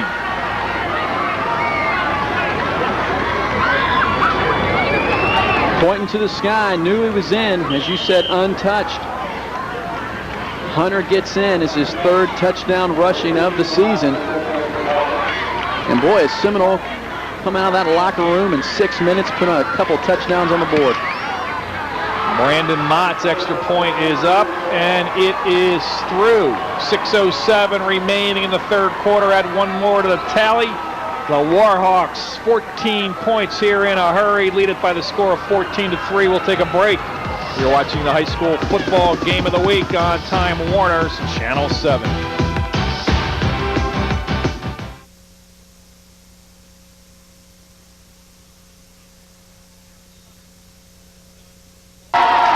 Brian Ux, Derek Keaton, Brian Syracuse back with you at Largo High School. 3-0 was the score at the half. Less than half of the third quarter gone, Eric, and 14 points on the board already for the Seminole Warhawks. And Coach Rodriguez had his players take a knee on the sidelines, and he gave them a piece of his mind, getting him fired up on the field. And Eric Brooks out there trying to get his troops fired up as well, his teammates, and hopefully the words of wisdom will work for the Largo Packers. Dead ball infraction, offsides on the kickoff for the Seminole Warhawks, so they'll mark them back to the 35 and make Morgan O'Reilly and company do it again. And Brooks will like to get another opportunity. 2 kickoff returns in this game, and 2 times he's brought it back across midfield. First time down to about the 42, the last time down to the 38. Definitely need Mr. Lucky to come through right here in the clutch again. Outstanding special teams on the return for the Largo Packers so far. And again, I go back to Coach Rodriguez gathering his troops on the sidelines. Had the crowd fired up as well. That's a good kickoff right there. Boy, he just kicked the you-know-what out of that football. Did the sophomore Morgan Riley from the 35. Kicked it about 4 yards deep. Looked like Martine Grammatica on that one. It was he got a hold of that one drive, like a Mark McGuire fastball. He laid into it, and he's excited, and he should be. Nice effort, young man. And that kept the dangerous Mr. Brooks from having an opportunity, because on the previous kick when he was offside, he was going to field at the 15, Eric. That's one way to deter the run back. Yes, is to kick it into the end zone, and as you mentioned, that was from the 35-yard line. One way to quiet the homestanding crowd here was trying to fire their team up and get Brooks another opportunity. Said they'll take it from their 20. The Packers need some offensive rhythm desperately. Haskell, the quarterback, backs in the I formation, run blitz coming from Seminole, and the flag is down, and they just stuff them for a loss. Seminole selling out now too, and they're putting 8-9 men in the box as we talk about. And they sent both the interior linebackers that time. Was this guy on? Well, either we're going to have Seminole offsides, or that's exactly what we have. A procedure call against Largo. That flag came out very quick. A dead ball infraction, so I don't think that's one you can refuse. So first down at 15, they did march the penalty off, so it is 1st and 15. Backs in the I formation. Pascal looks like he may be checking off. And a little counter action of Brooks. Man. Tackled after a couple. Looked like he might have some room, and man, right there was Ed Leverance, and he had help. Leverance from the defensive end position just went down the line of scrimmage and just closed the effect. Bam, right there. Said hello, Mr. Brooks. 6'4", 220, a junior. A lot of juniors on this defensive side of the football for Seminole.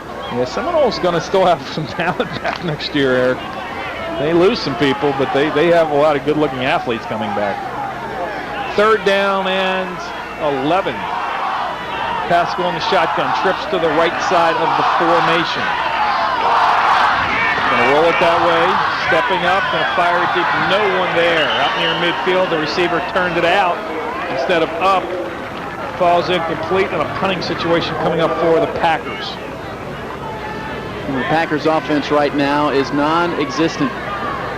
Is not on the field right now. Last week, they put up 30 points against Countryside, but right here, the receivers either just stopped, did not know the pass play, did not know the pattern, or Pascal just got rid of it. Brandon May back to punt. Danielle Williams standing back at his 45 will await it.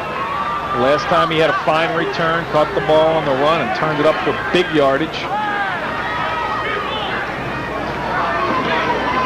With a lazy snap, gets it out of there. It's a high floater. Gets it to 45 and rolls sideways towards the Largo bench, and they'll down it at about the 43. The Warhawks with excellent field position, 4:48 remaining 3rd quarter. 14-3 Seminole. We'll take another timeout.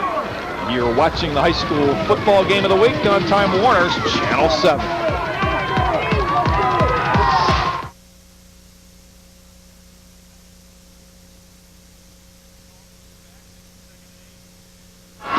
.44 remaining 3rd quarter. It's been all Seminole in this quarter. They lead at 14-3, 14 unanswered points. Eric Hunter has done a bulk of the carrying, Eric Keaton, and he is getting better and better and stronger as this game progresses.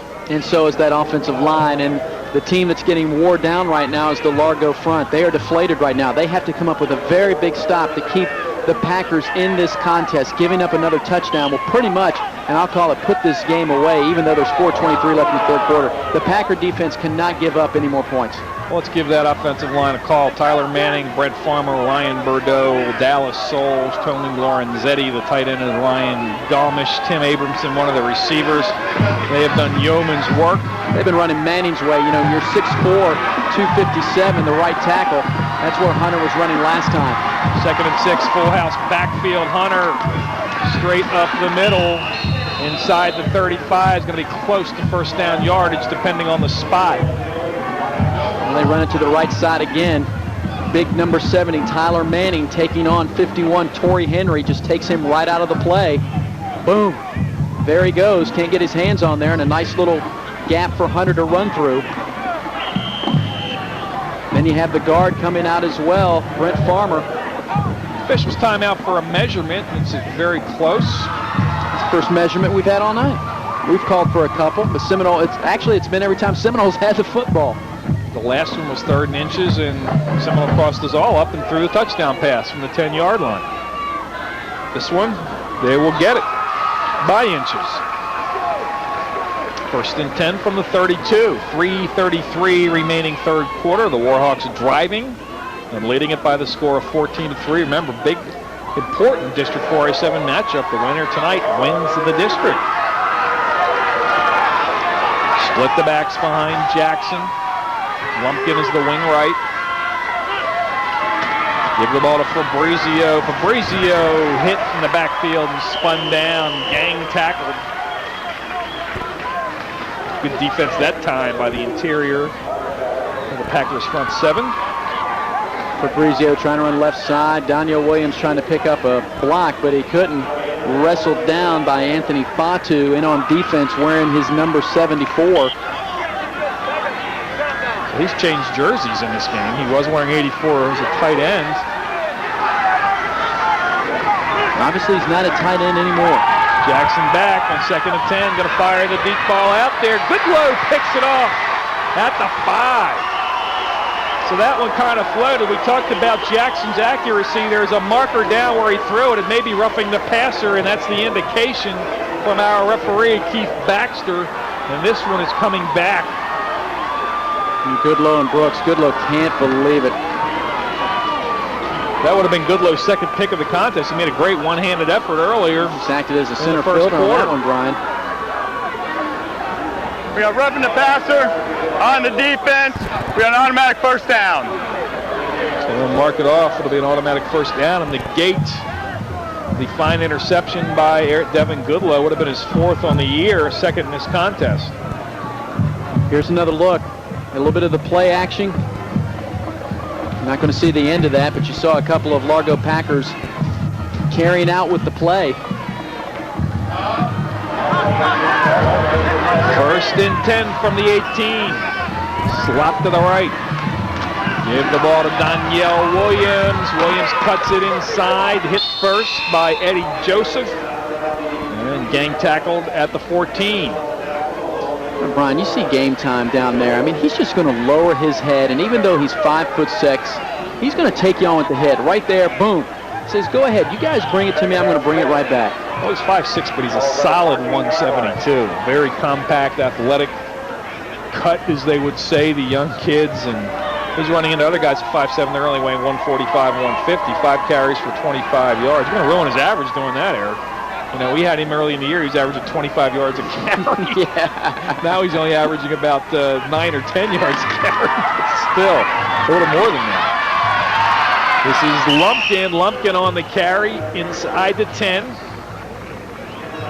Justin Lumpkin and That'll be DeQuell enough for a 1st down. And DeQuell Jackson were teammates here at Largo, and of course now wearing the white and green of Seminole.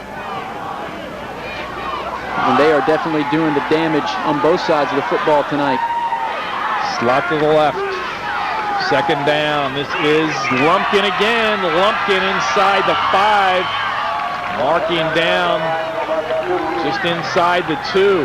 Maybe right on the 2. And they run to the right, then they run back toward the left, talking about Seminole. Pulling again on that line.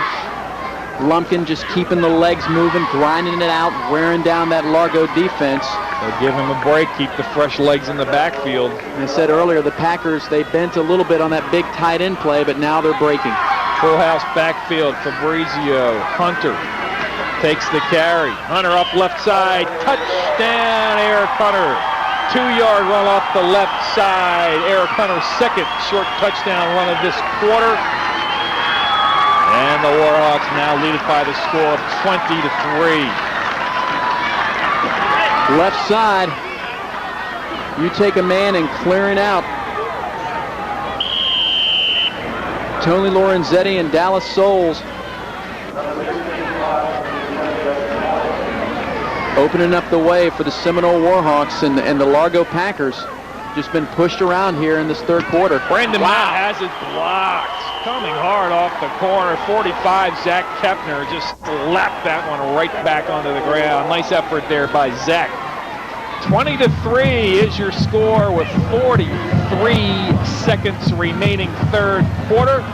We'll take a timeout. You're watching the high school football game of the week on Time Warner's Channel 7.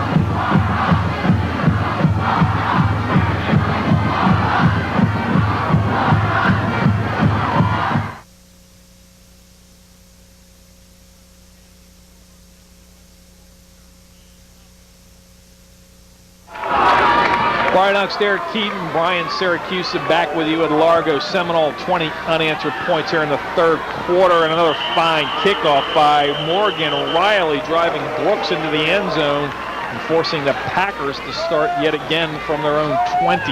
You said earlier that he was kicking on that when he had to kick off from the 35-yard line. He was kicking like Martin Gramatica. Well, now he's celebrating and jumping around like Martin Gramatica. That's all right. The young man moved up from the JV squad, playing in a big game for the district championship, and he has done his part. He has done his part for his head coach, Sam Roper.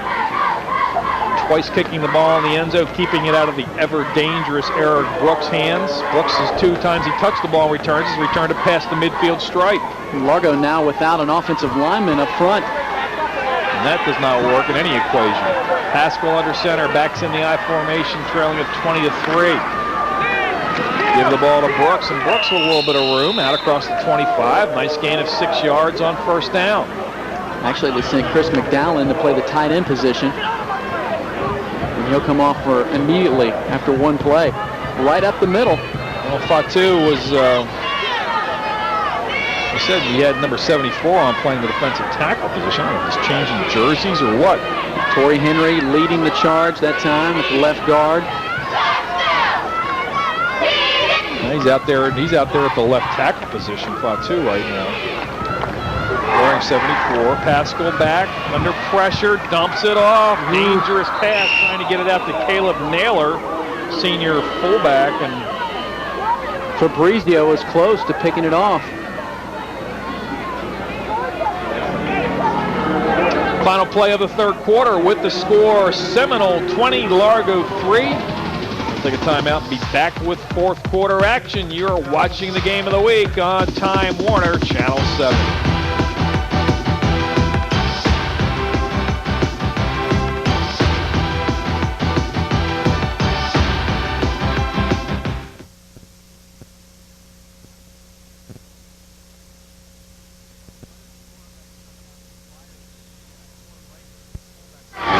Welcome back to Packer Stadium at Largo High School. Brian Unks, Eric Keaton, Brian Syracuse back here with you. Hope you're enjoying Time Warner's coverage of the high school football game of the week. 3rd down and 4 facing the Packers, trailing at 20-3. On the draw play, Brooks for the first down. Brooks still on his feet, battling it out to about the 39. Fine effort, still not off his feet. Finally thrown down by Fabrizio, which is going to tack 15 yards onto the play. So the sophomore, as Mark Robinson would always say, losing his poise on that one a little bit, Eric. And they were battling, and he threw him down about 10 minutes after the whistle, and that'll cost him 15 for a personal foul. Dead ball, right? We got dead ball, personal foul on the defense. Yeah, Brian, and you have a senior out there in Eric Brooks who's not giving up. He knows his team still has 12 minutes to play in this ball game, and he's going to try to get them into position to win the football game, but the whistle had clearly blown, and you're right, you know, that's just Fabrizio has to let go. I mean, even if the ball carrier is attempting to run, I mean, go ahead and let him go. I mean, it's not going to count. The whistle's blown, clearly, and the officials have to jump in there and calm the folks down a little bit. Well, we've all done that if you played football. The macho thing down there going on even after the football. He doesn't want to go down. You want to help him, assist him to the ground. 1st and 10, down to the 46. Largo's had some problems getting folks in the right spot here on offense. Now they're close to, and there it is, delay of game. So they're going to, 15-yard penalty will be negated by 5 yards after this call. Lose 5 and put them back to around midfield, but they've had some personnel problems getting the right people on, and you can see at the beginning of this drive they had to rush on Chris McDowell out there to get him on the line. Brooks was getting off the field. Now he's coming back off the field again as Colt Lebecki comes in. And Coach Rodriguez said before the half, as he was being interviewed by Brian Syracuse, he wasn't happy with the offense, and obviously he can't be pleased by getting the right or wrong personnel out there as well. Double slot, Pascal in the shotgun from his own 49. Underneath has a receiver. Picks up about 5 yards. That was Omar Lawrence. Lawrence has some nice hands out there. Had 11 receptions for 139 yards coming into this game. I'd like to see them go to number 6 a little bit more. Nice blocking up front. You can see picking up his man, Daniel Veenstra there. Just a quick pass, quick hitter out there, catching it in front of the body. Making sure the hands are out there. Inside receiver, here he comes. Nice job also by Justin Lumpkin staying at home and making sure he plays his zone and taking the receiver that's coming his way. Indeed. And releasing and letting the deep receiver go with the inside back. Second down and 10. Fake the draw. Pascal under pressure. Going to turn it up and maybe try to run it. Got some running room across the 40. Inside the 35. Runs out of bounds at about the 34. Just enough for the first down. Down to about the 34. Well, for the rest of this game, the Largo Packers have to operate the 2-minute offense. And last week, they had the 29-second offense when they went 80 yards against Countryside. But here you see Pascal. He's been here before. I'll just go out of bounds. No need to get extra yardage. They might strip the football. I have the first down. Junior quarterback, one of his better runs of the contest. First and 10 from the 39. Again, back in the shotgun, slot to either side. Brooks the lone back next to Pascal. Going to run the draw this time to Brooks, and Fox was there. Looked like he was going to have some room, and Fox out of nowhere. Big Bobby Fox, 6'2", 230. Made the hit. Got a few yards, but it looked like there was more there initially, Eric. There you could see Henry pulling. But here comes number 51, just sneaks around the backside. Brooks not quick enough to get through the hole, but Bobby Fox filling it up. Here's another junior we were talking about, 6'2", 230. He's been active. 48 tackles coming in. So is Ryan DeNoblau. Both those guys have been solid in the middle. You've got a tremendous pressure and penetration, especially from the outside as well with Gully. Number 8 looks like he's ready to roll again. Second and 7. Pascal going to fire the deep ball, just overthrown. Had 2 receivers running down there, twin go routes, trying to get it out to Omar Lawrence as he had Leonard Long running almost stride for stride with him, about 5 yards over, like a foot race. And this play might set up a play in the next pass down the middle because Brooks will be open. Both receivers down there. This pass needed a little bit more air underneath it because it looked like Lawrence might have had the wheels to get deep into the corner of the end zone, but this time I'd look for him to go down the middle of the field, see if they spread the field out again, either hit the tight end or the running back coming out of the backfield. If they can get the right personnel out there again. Not sure that was supposed to be. 2 receivers within a couple yards of each other, both running go routes. I think somebody maybe one of those guys maybe ran the wrong pattern. Although it might have been designed that way. Third down and long, 3rd and 7. Going to send everyone over now to the left side, taking an awful lot of time. They may have to call a timeout. There's another delay of game. So just a lot of confusion right now offensively for the Largo offense. And you can see looking over to the sideline, Colt Lebecki frustrated, saying, I'm just going where they told me to go. And it'll cost them 5 and make it 3rd and 12. Coach Rodriguez there with Bob Hagan, the running backs coach,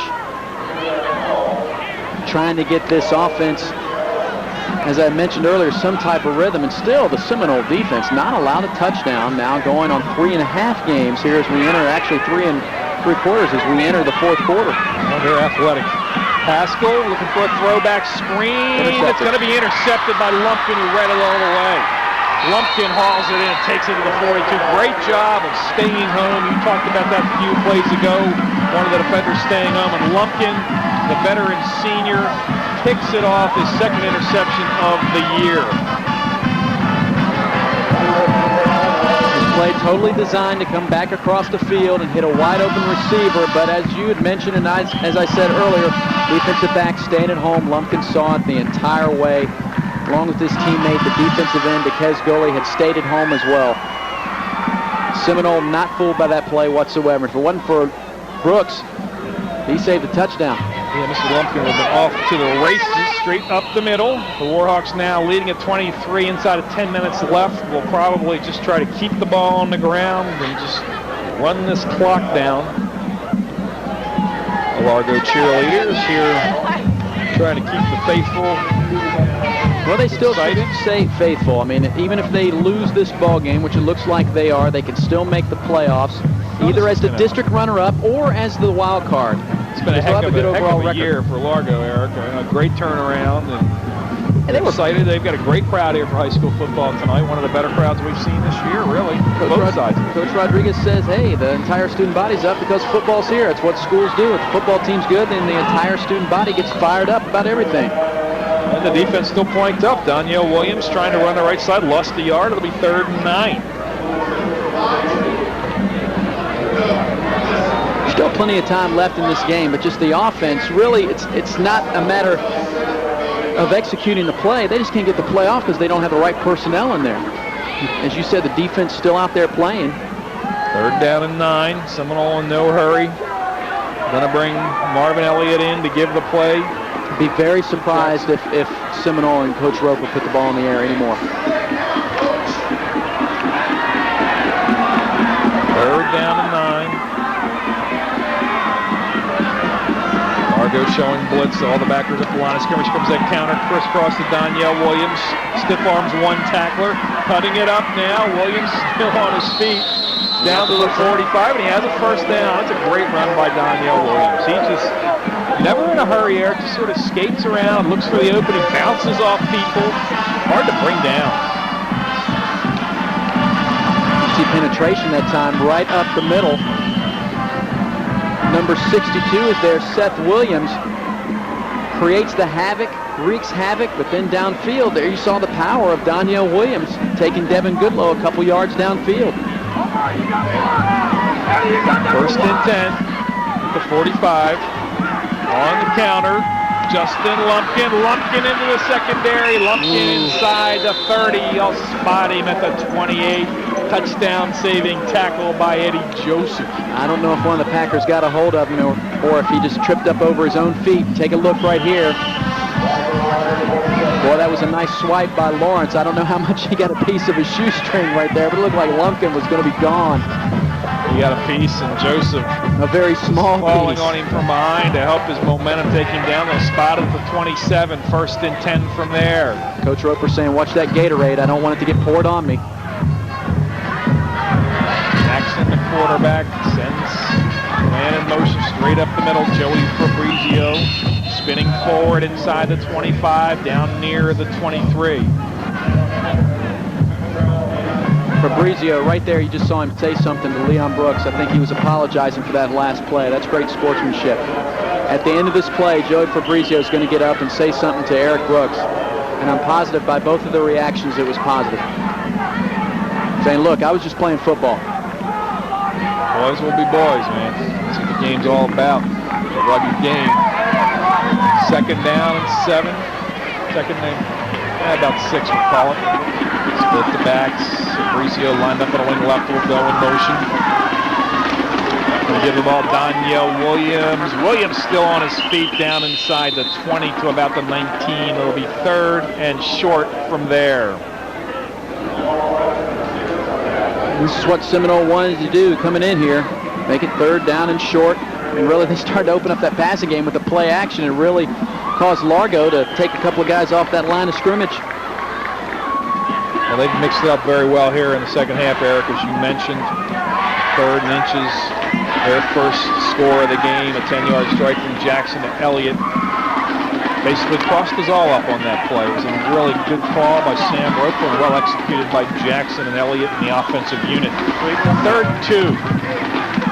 Joey Fabrizio, left side, still on his feet, going to be close to the 1st down.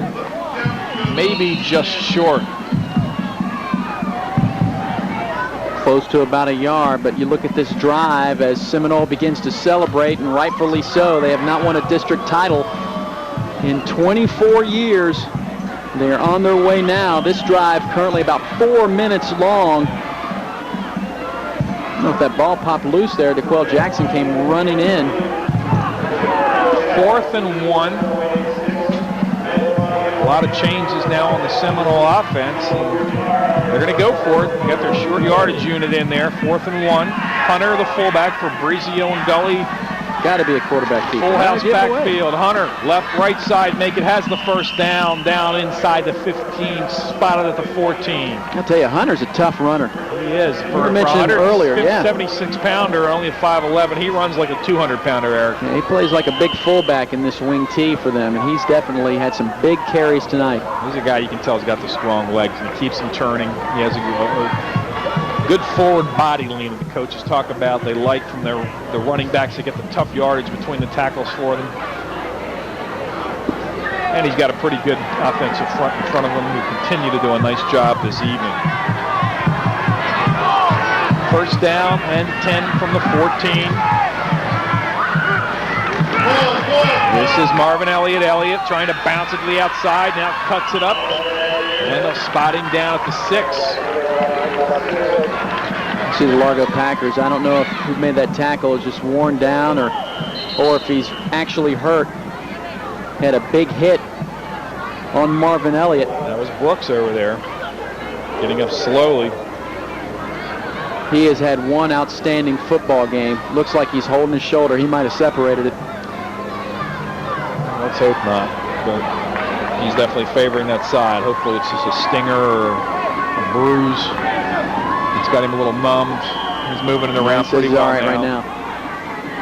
Again, 5'7", 145, sticking his nose in there against guys that are bigger. Largo now calling a timeout with Brooks having to come out of the game. 4:27 remaining, 20-3. Seminole has outscored the Packers 20-0 here in the second half. Well, Coach Sam has done a great job. He may go undefeated this year, Eric.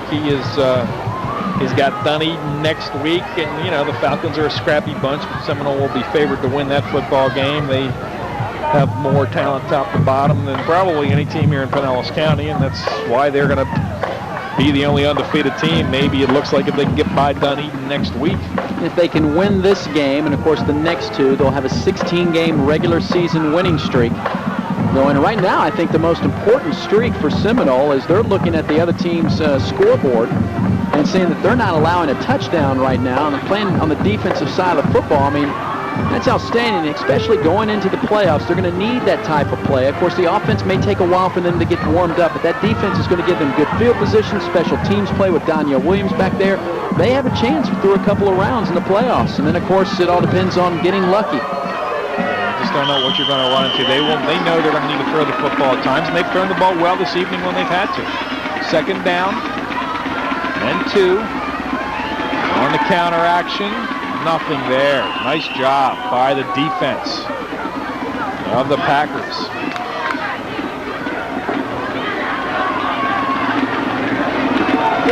The clock stopped, and now they get it going again. Right in the middle. Had some initial pressure that time by Seth Williams, and also the linebacker jumping in there as well, and Fatu had a push. That was Lumpkin on the carry on that counter. It'll be third down and 2. Again, the full house backfield. Hunter right side, breaks a tackle. Hunter's going to be inside the 5. Touchdown, Eric Hunter, his third touchdown rushing of this contest. That one coming up third down and 2.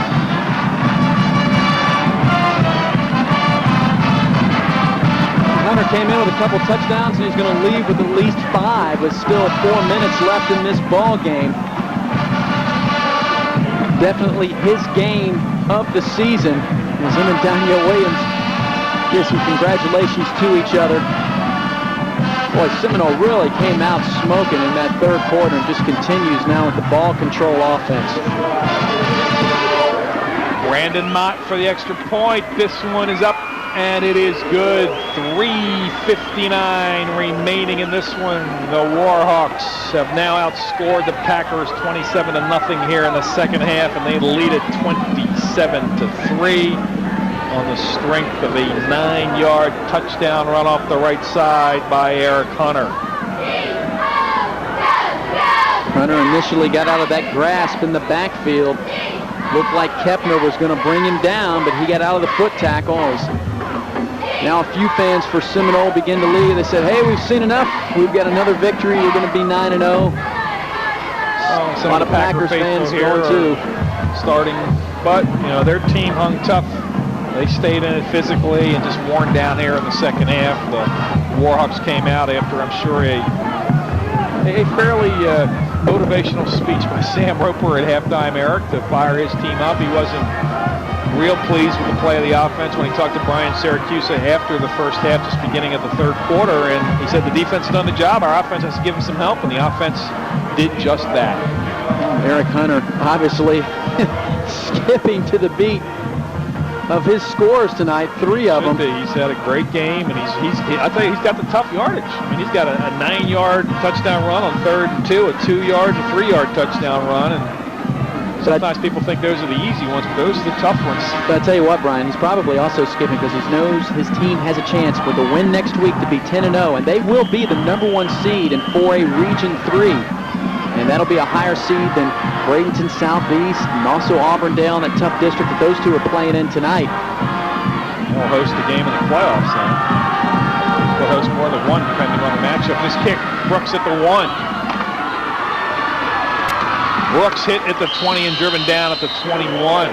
Nice open field tackle by 56 Brent Farmer, a junior. Finally, somebody putting their hands on Brooks on special teams.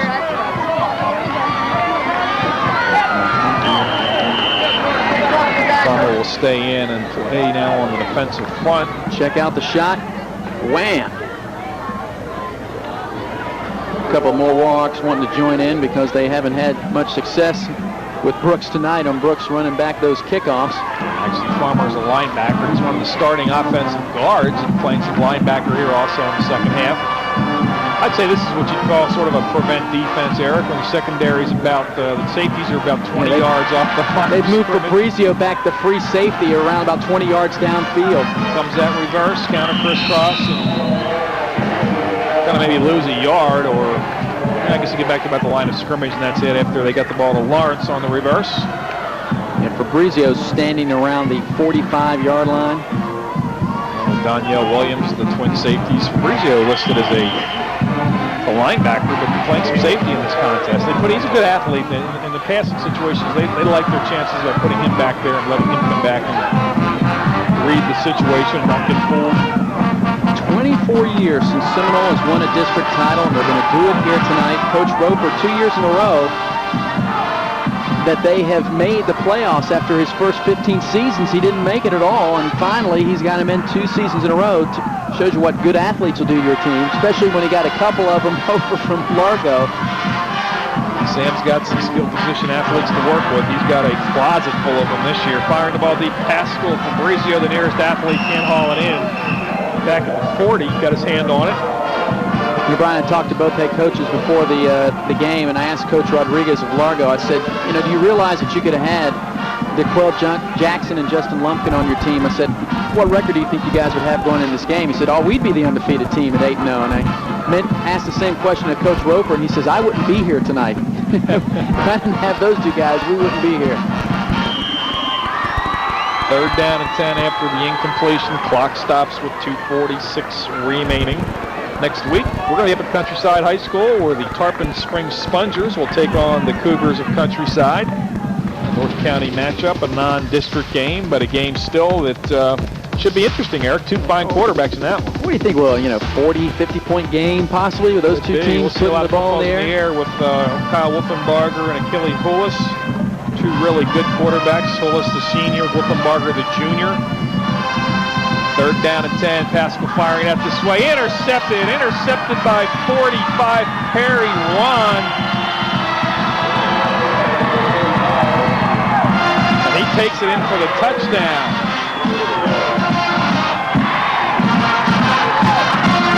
Perry Ron with the interception. Ron Perry, I guess it is. We got it backwards here on our program. So Ron Perry, I thought that sounded a little odd. That's why I kind of hesitated. So it's Ron Perry. We have it backwards on our sheet. Everybody else is his first name first. Hey, there's a kid, a wide receiver across the country Perry. named Razor Sharp. So you never know. Never know. I'm There he serious. His name, the kid's name is Razor Sharp. So Ron back there playing his zone, had it thrown right to him. Mott's extra point is up, and it is through. 34-7 your score with 2:37 remaining. And Ron Perry, he's a junior defensive back, gets the interception and takes it in for the touchdown. this is just typical how every Seminole Warhawk game has been ending the past few weeks. It looks close at halftime. Other teams think they have a chance. The Seminole comes out of the locker room. Coach is given the same speech to get his team all fired up. The Warhawks respond. The defense stays tight, and then the defense makes a big play.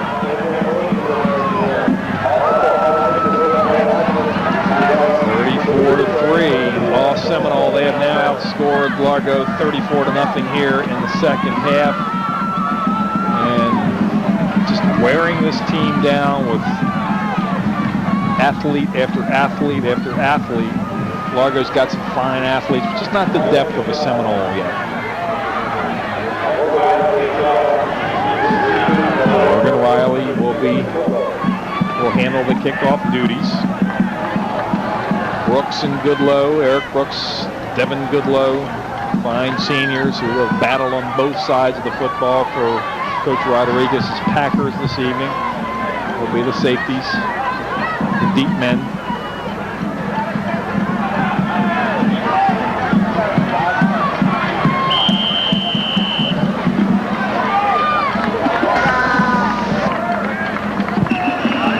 And they're offsides again as Riley hits another one down near the 1.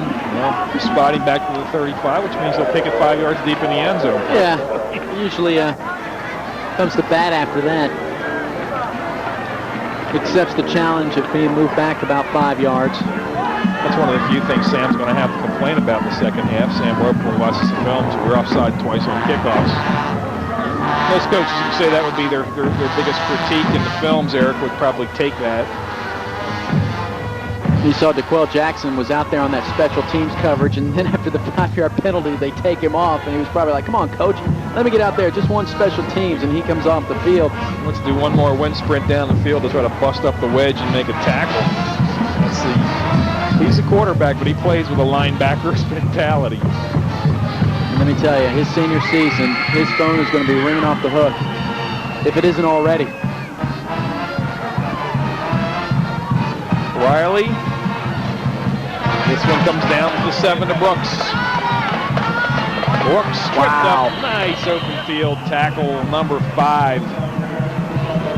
Ryan Gaucher, just up off the JV team. Nice play there by the young guy. Gets his name called in his first varsity game. Like an arm tackle.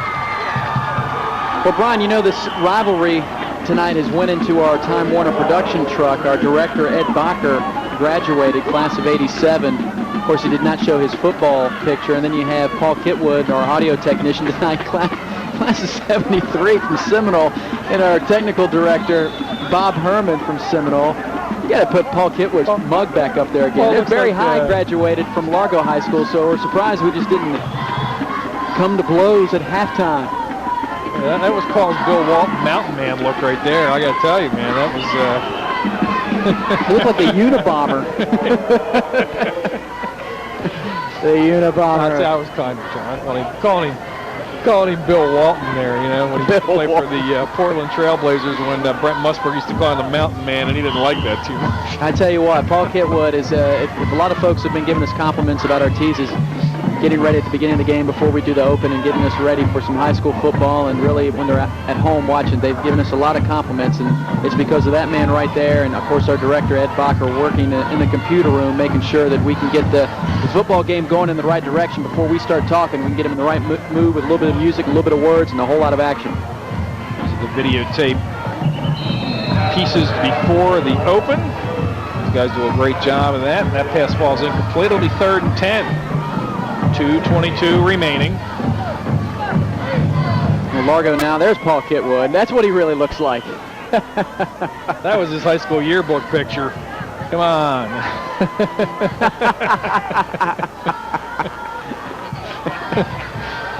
Vintage 1970 something, right? Come on. It looked like they pinned him up against the wall there. Running our audio in the truck this evening for us, doing a great job as usual.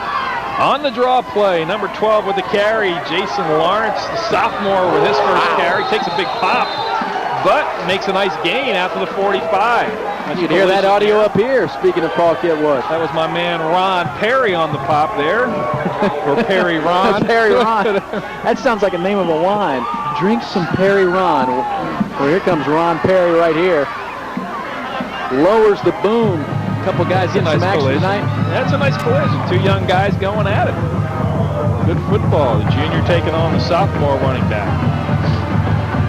Jason, even though his team down in defeat, he says, look, I got some action on the game of the week. We'll keep that tape. I'll have a couple more years where I can build a resume. Pascal on the run. Across midfield, into the secondary. Pascal inside the 30. Fabrizio finally runs him out of bounds at about the 11. Hold on. Pushes him over into the fence. Just be careful out there when you're running on that asphalt with those cleats. Hey, nice run by Pascal. You can see him change when he had to change direction.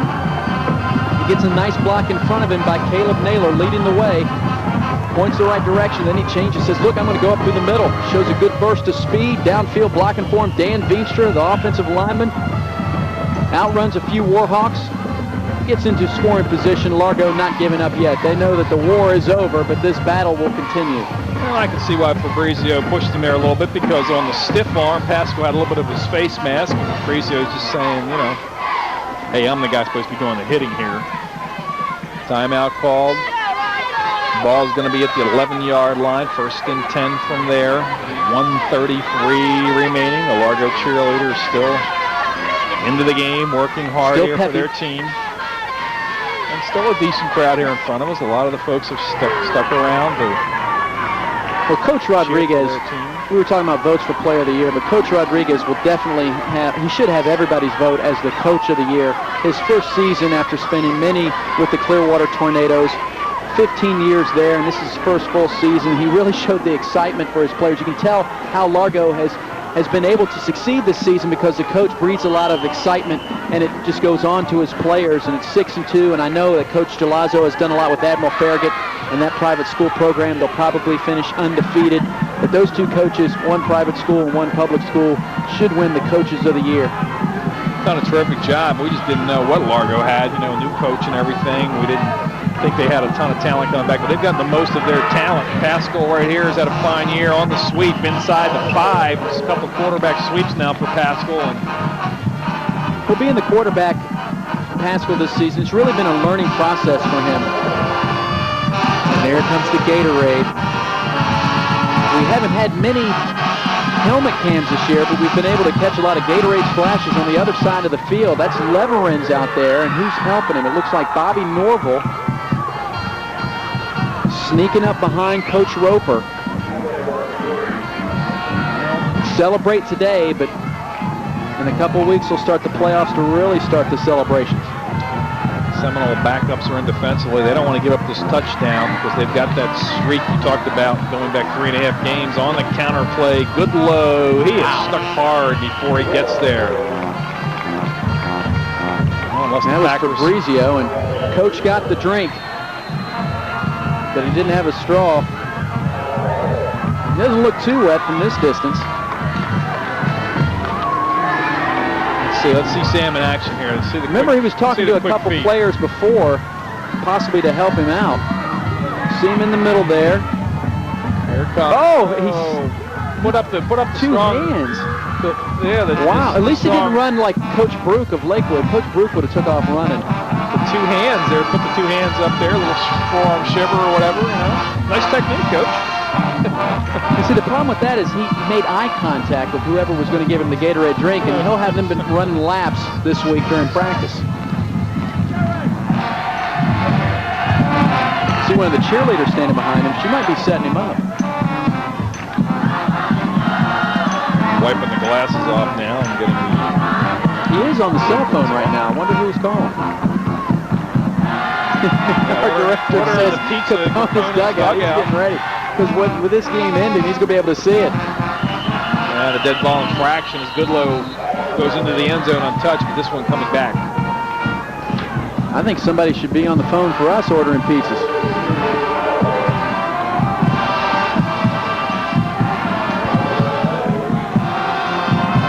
Coach Roper, last year he was the coach of the year for Pinellas County, taking the Warhawks to an 8-2 season, and they earned a playoff spot as a wild card, went down to Bradenton Southeast and got walloped. So they march that back now to the 7-yard line, Eric. So it's going to be 3rd and goal from the 7 after the illegal procedure. And let's see, that's the only really thing left in his contest to see whether Seminole can keep him out of the end zone. Keep that streak alive, besides the unbeaten streak. Pascal play action, receiver diving incomplete, but a pass interference may be the call as there is a marker in the end zone.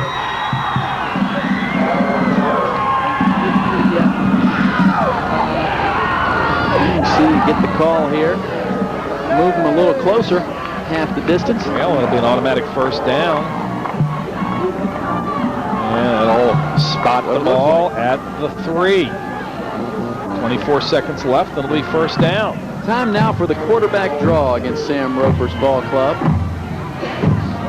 don't even think we saw, did we even see the referee come out and give us the call, or did I miss something? We saw it, sort of. We saw the ball get moved. First and goal from the 3 after the pass interference call. Pascal gives it to his fullback, driving the pile, and not quite there inside the 1. That was 42. Caleb Naylor on the carry, the 215-pound senior. Timeout. The Packers want this score. Clock running down to 11 seconds. Seminole just wants to get on the bus and go home, or see him get up to Capone's dugout, one or the other. But when Seminole arrived here, Brian, they had 2 buses, and they were rocking. You could hear the chants coming from the players. They were getting fired up. They know how big this game was now. And obviously they came out and performed, at least for one half. In the first half, they were here. They had some holding calls that took away a little bit of field position, took away some easy or at least makeable 2nd and 3rd downs. Well, they played very good defense in the first half, but the offense, as you mentioned, as Coach Roper was a little frustrated with the offense at the half. And the offense came out and said, you know, we'll play here in the second half. And they did a nice job, and the defense continues to be outstanding. Now, the backup's in pretty much now in the defensive front 7 anyway.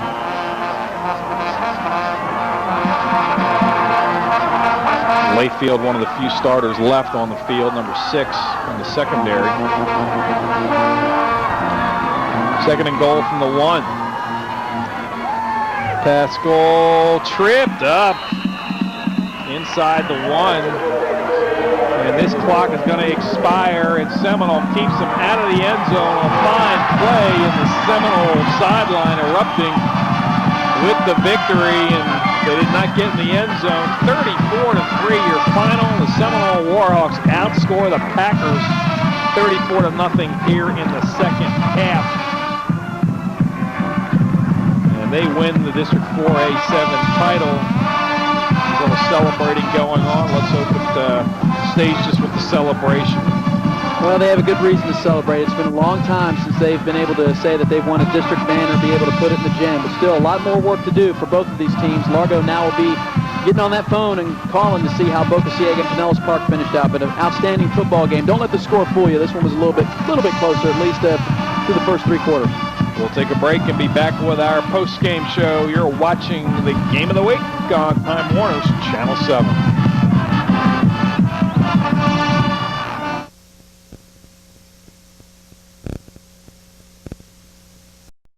Defense, and now I'm right here with Tyler Manning, one of the real leaders of the offensive line. And Tyler, can you talk about this second half where you guys pushed around Largo? Oh, Coach issued a challenge to the line. He said, guys, you got to block our running backs. They're great and all, you know that, and we just need like a small little block and they can score off of it. So we took up the challenge, and I think we did pretty good, and it was a whole team effort. Well, you talk about the running backs, Tyler. There is a lot of running backs on this team, a lot of carries spread around. How nice is it to have fresh legs running behind you guys? Oh, it's great. I mean, the results show, you know. 34-3, not too bad considering it was 0-3 at the half. Well, good luck, Tyler. 9-0, go for 10-0 next week. Thank you.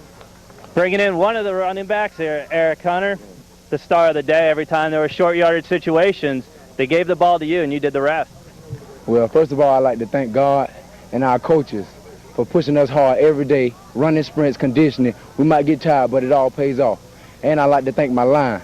My line, it's all up to my line and hard work and just training. Every day we give it all in the hot sun, and it pays off. All right, Eric, just talking about, you said that you're staying fresh. One of the big keys is all the running backs you guys have. You get a bulk of the carries, but there's a lot of guys that also get the touches on the ball. We got a lot of skilled running backs that run hard every play, give it their all, and in practice they give it their all. So we got a lot of skill, and we just going to give it to them anytime that we can. Well, thank you very much, Eric. Congratulations. We're going to bring in the man, DeQuell Jackson. Every week we do a game. I'm here talking to you at the end of the game. DeQuell, this time it was your passing that really got this game started in the second half for you guys. Yeah, well, we worked on this at practice, you know. We knew in order to go to the playoffs, we got to do more than just run. We got to open things up, and we seem to do that tonight. All right, DeQuell, now talk about your specialty, linebacker, but you really wanted to talk a lot about the coaches. There's 4 straight shutouts, or 4 straight games without giving up a touchdown. The team is a reflection of the coaches, how good they are. We watch film, we do the things that we need to do in order to win games, big games like this. All right, who are some of the coaches that you want to highlight here? Coach Perlin, the head coach, Coach Sam, Coach Roper, Coach Fab, and everyone else who helps out. All right, thank you very much, DeQuell. Congratulations. Good luck going for 10-0. Head coach Sam Roper here, and coach, you talked about halftime, eliminate the mistakes, everything would go well. Did you think 34 points well? Well, I didn't expect that, but I will have to take my hat off to our players that they've responded to everything we've asked them to do this year, and that's why we're sitting in here now at 9-0. Well, you just said it, 9-0, going home for 10-0 against Dunedin. What do you guys have to do? Just not overlook Dunedin, because Dunedin's got some good athletes, and I know it's the last game of the season, and I've been in a position Coach Everett's in, and you try to win that last game because that takes you into the off season, and it's an important game for them too. Well, an important game for them, but a very important game for you. 10-0 means hosting a couple of playoff games, right? We sure hope so. We will probably find out, know a little more information about that, but definitely next week we'll know, where we're sitting for us, who we're playing, and what the situation is going to be there. Well, congratulations, Coach. Going for an undefeated season next week at home versus Dunedin. We will be right back after this for final game highlights.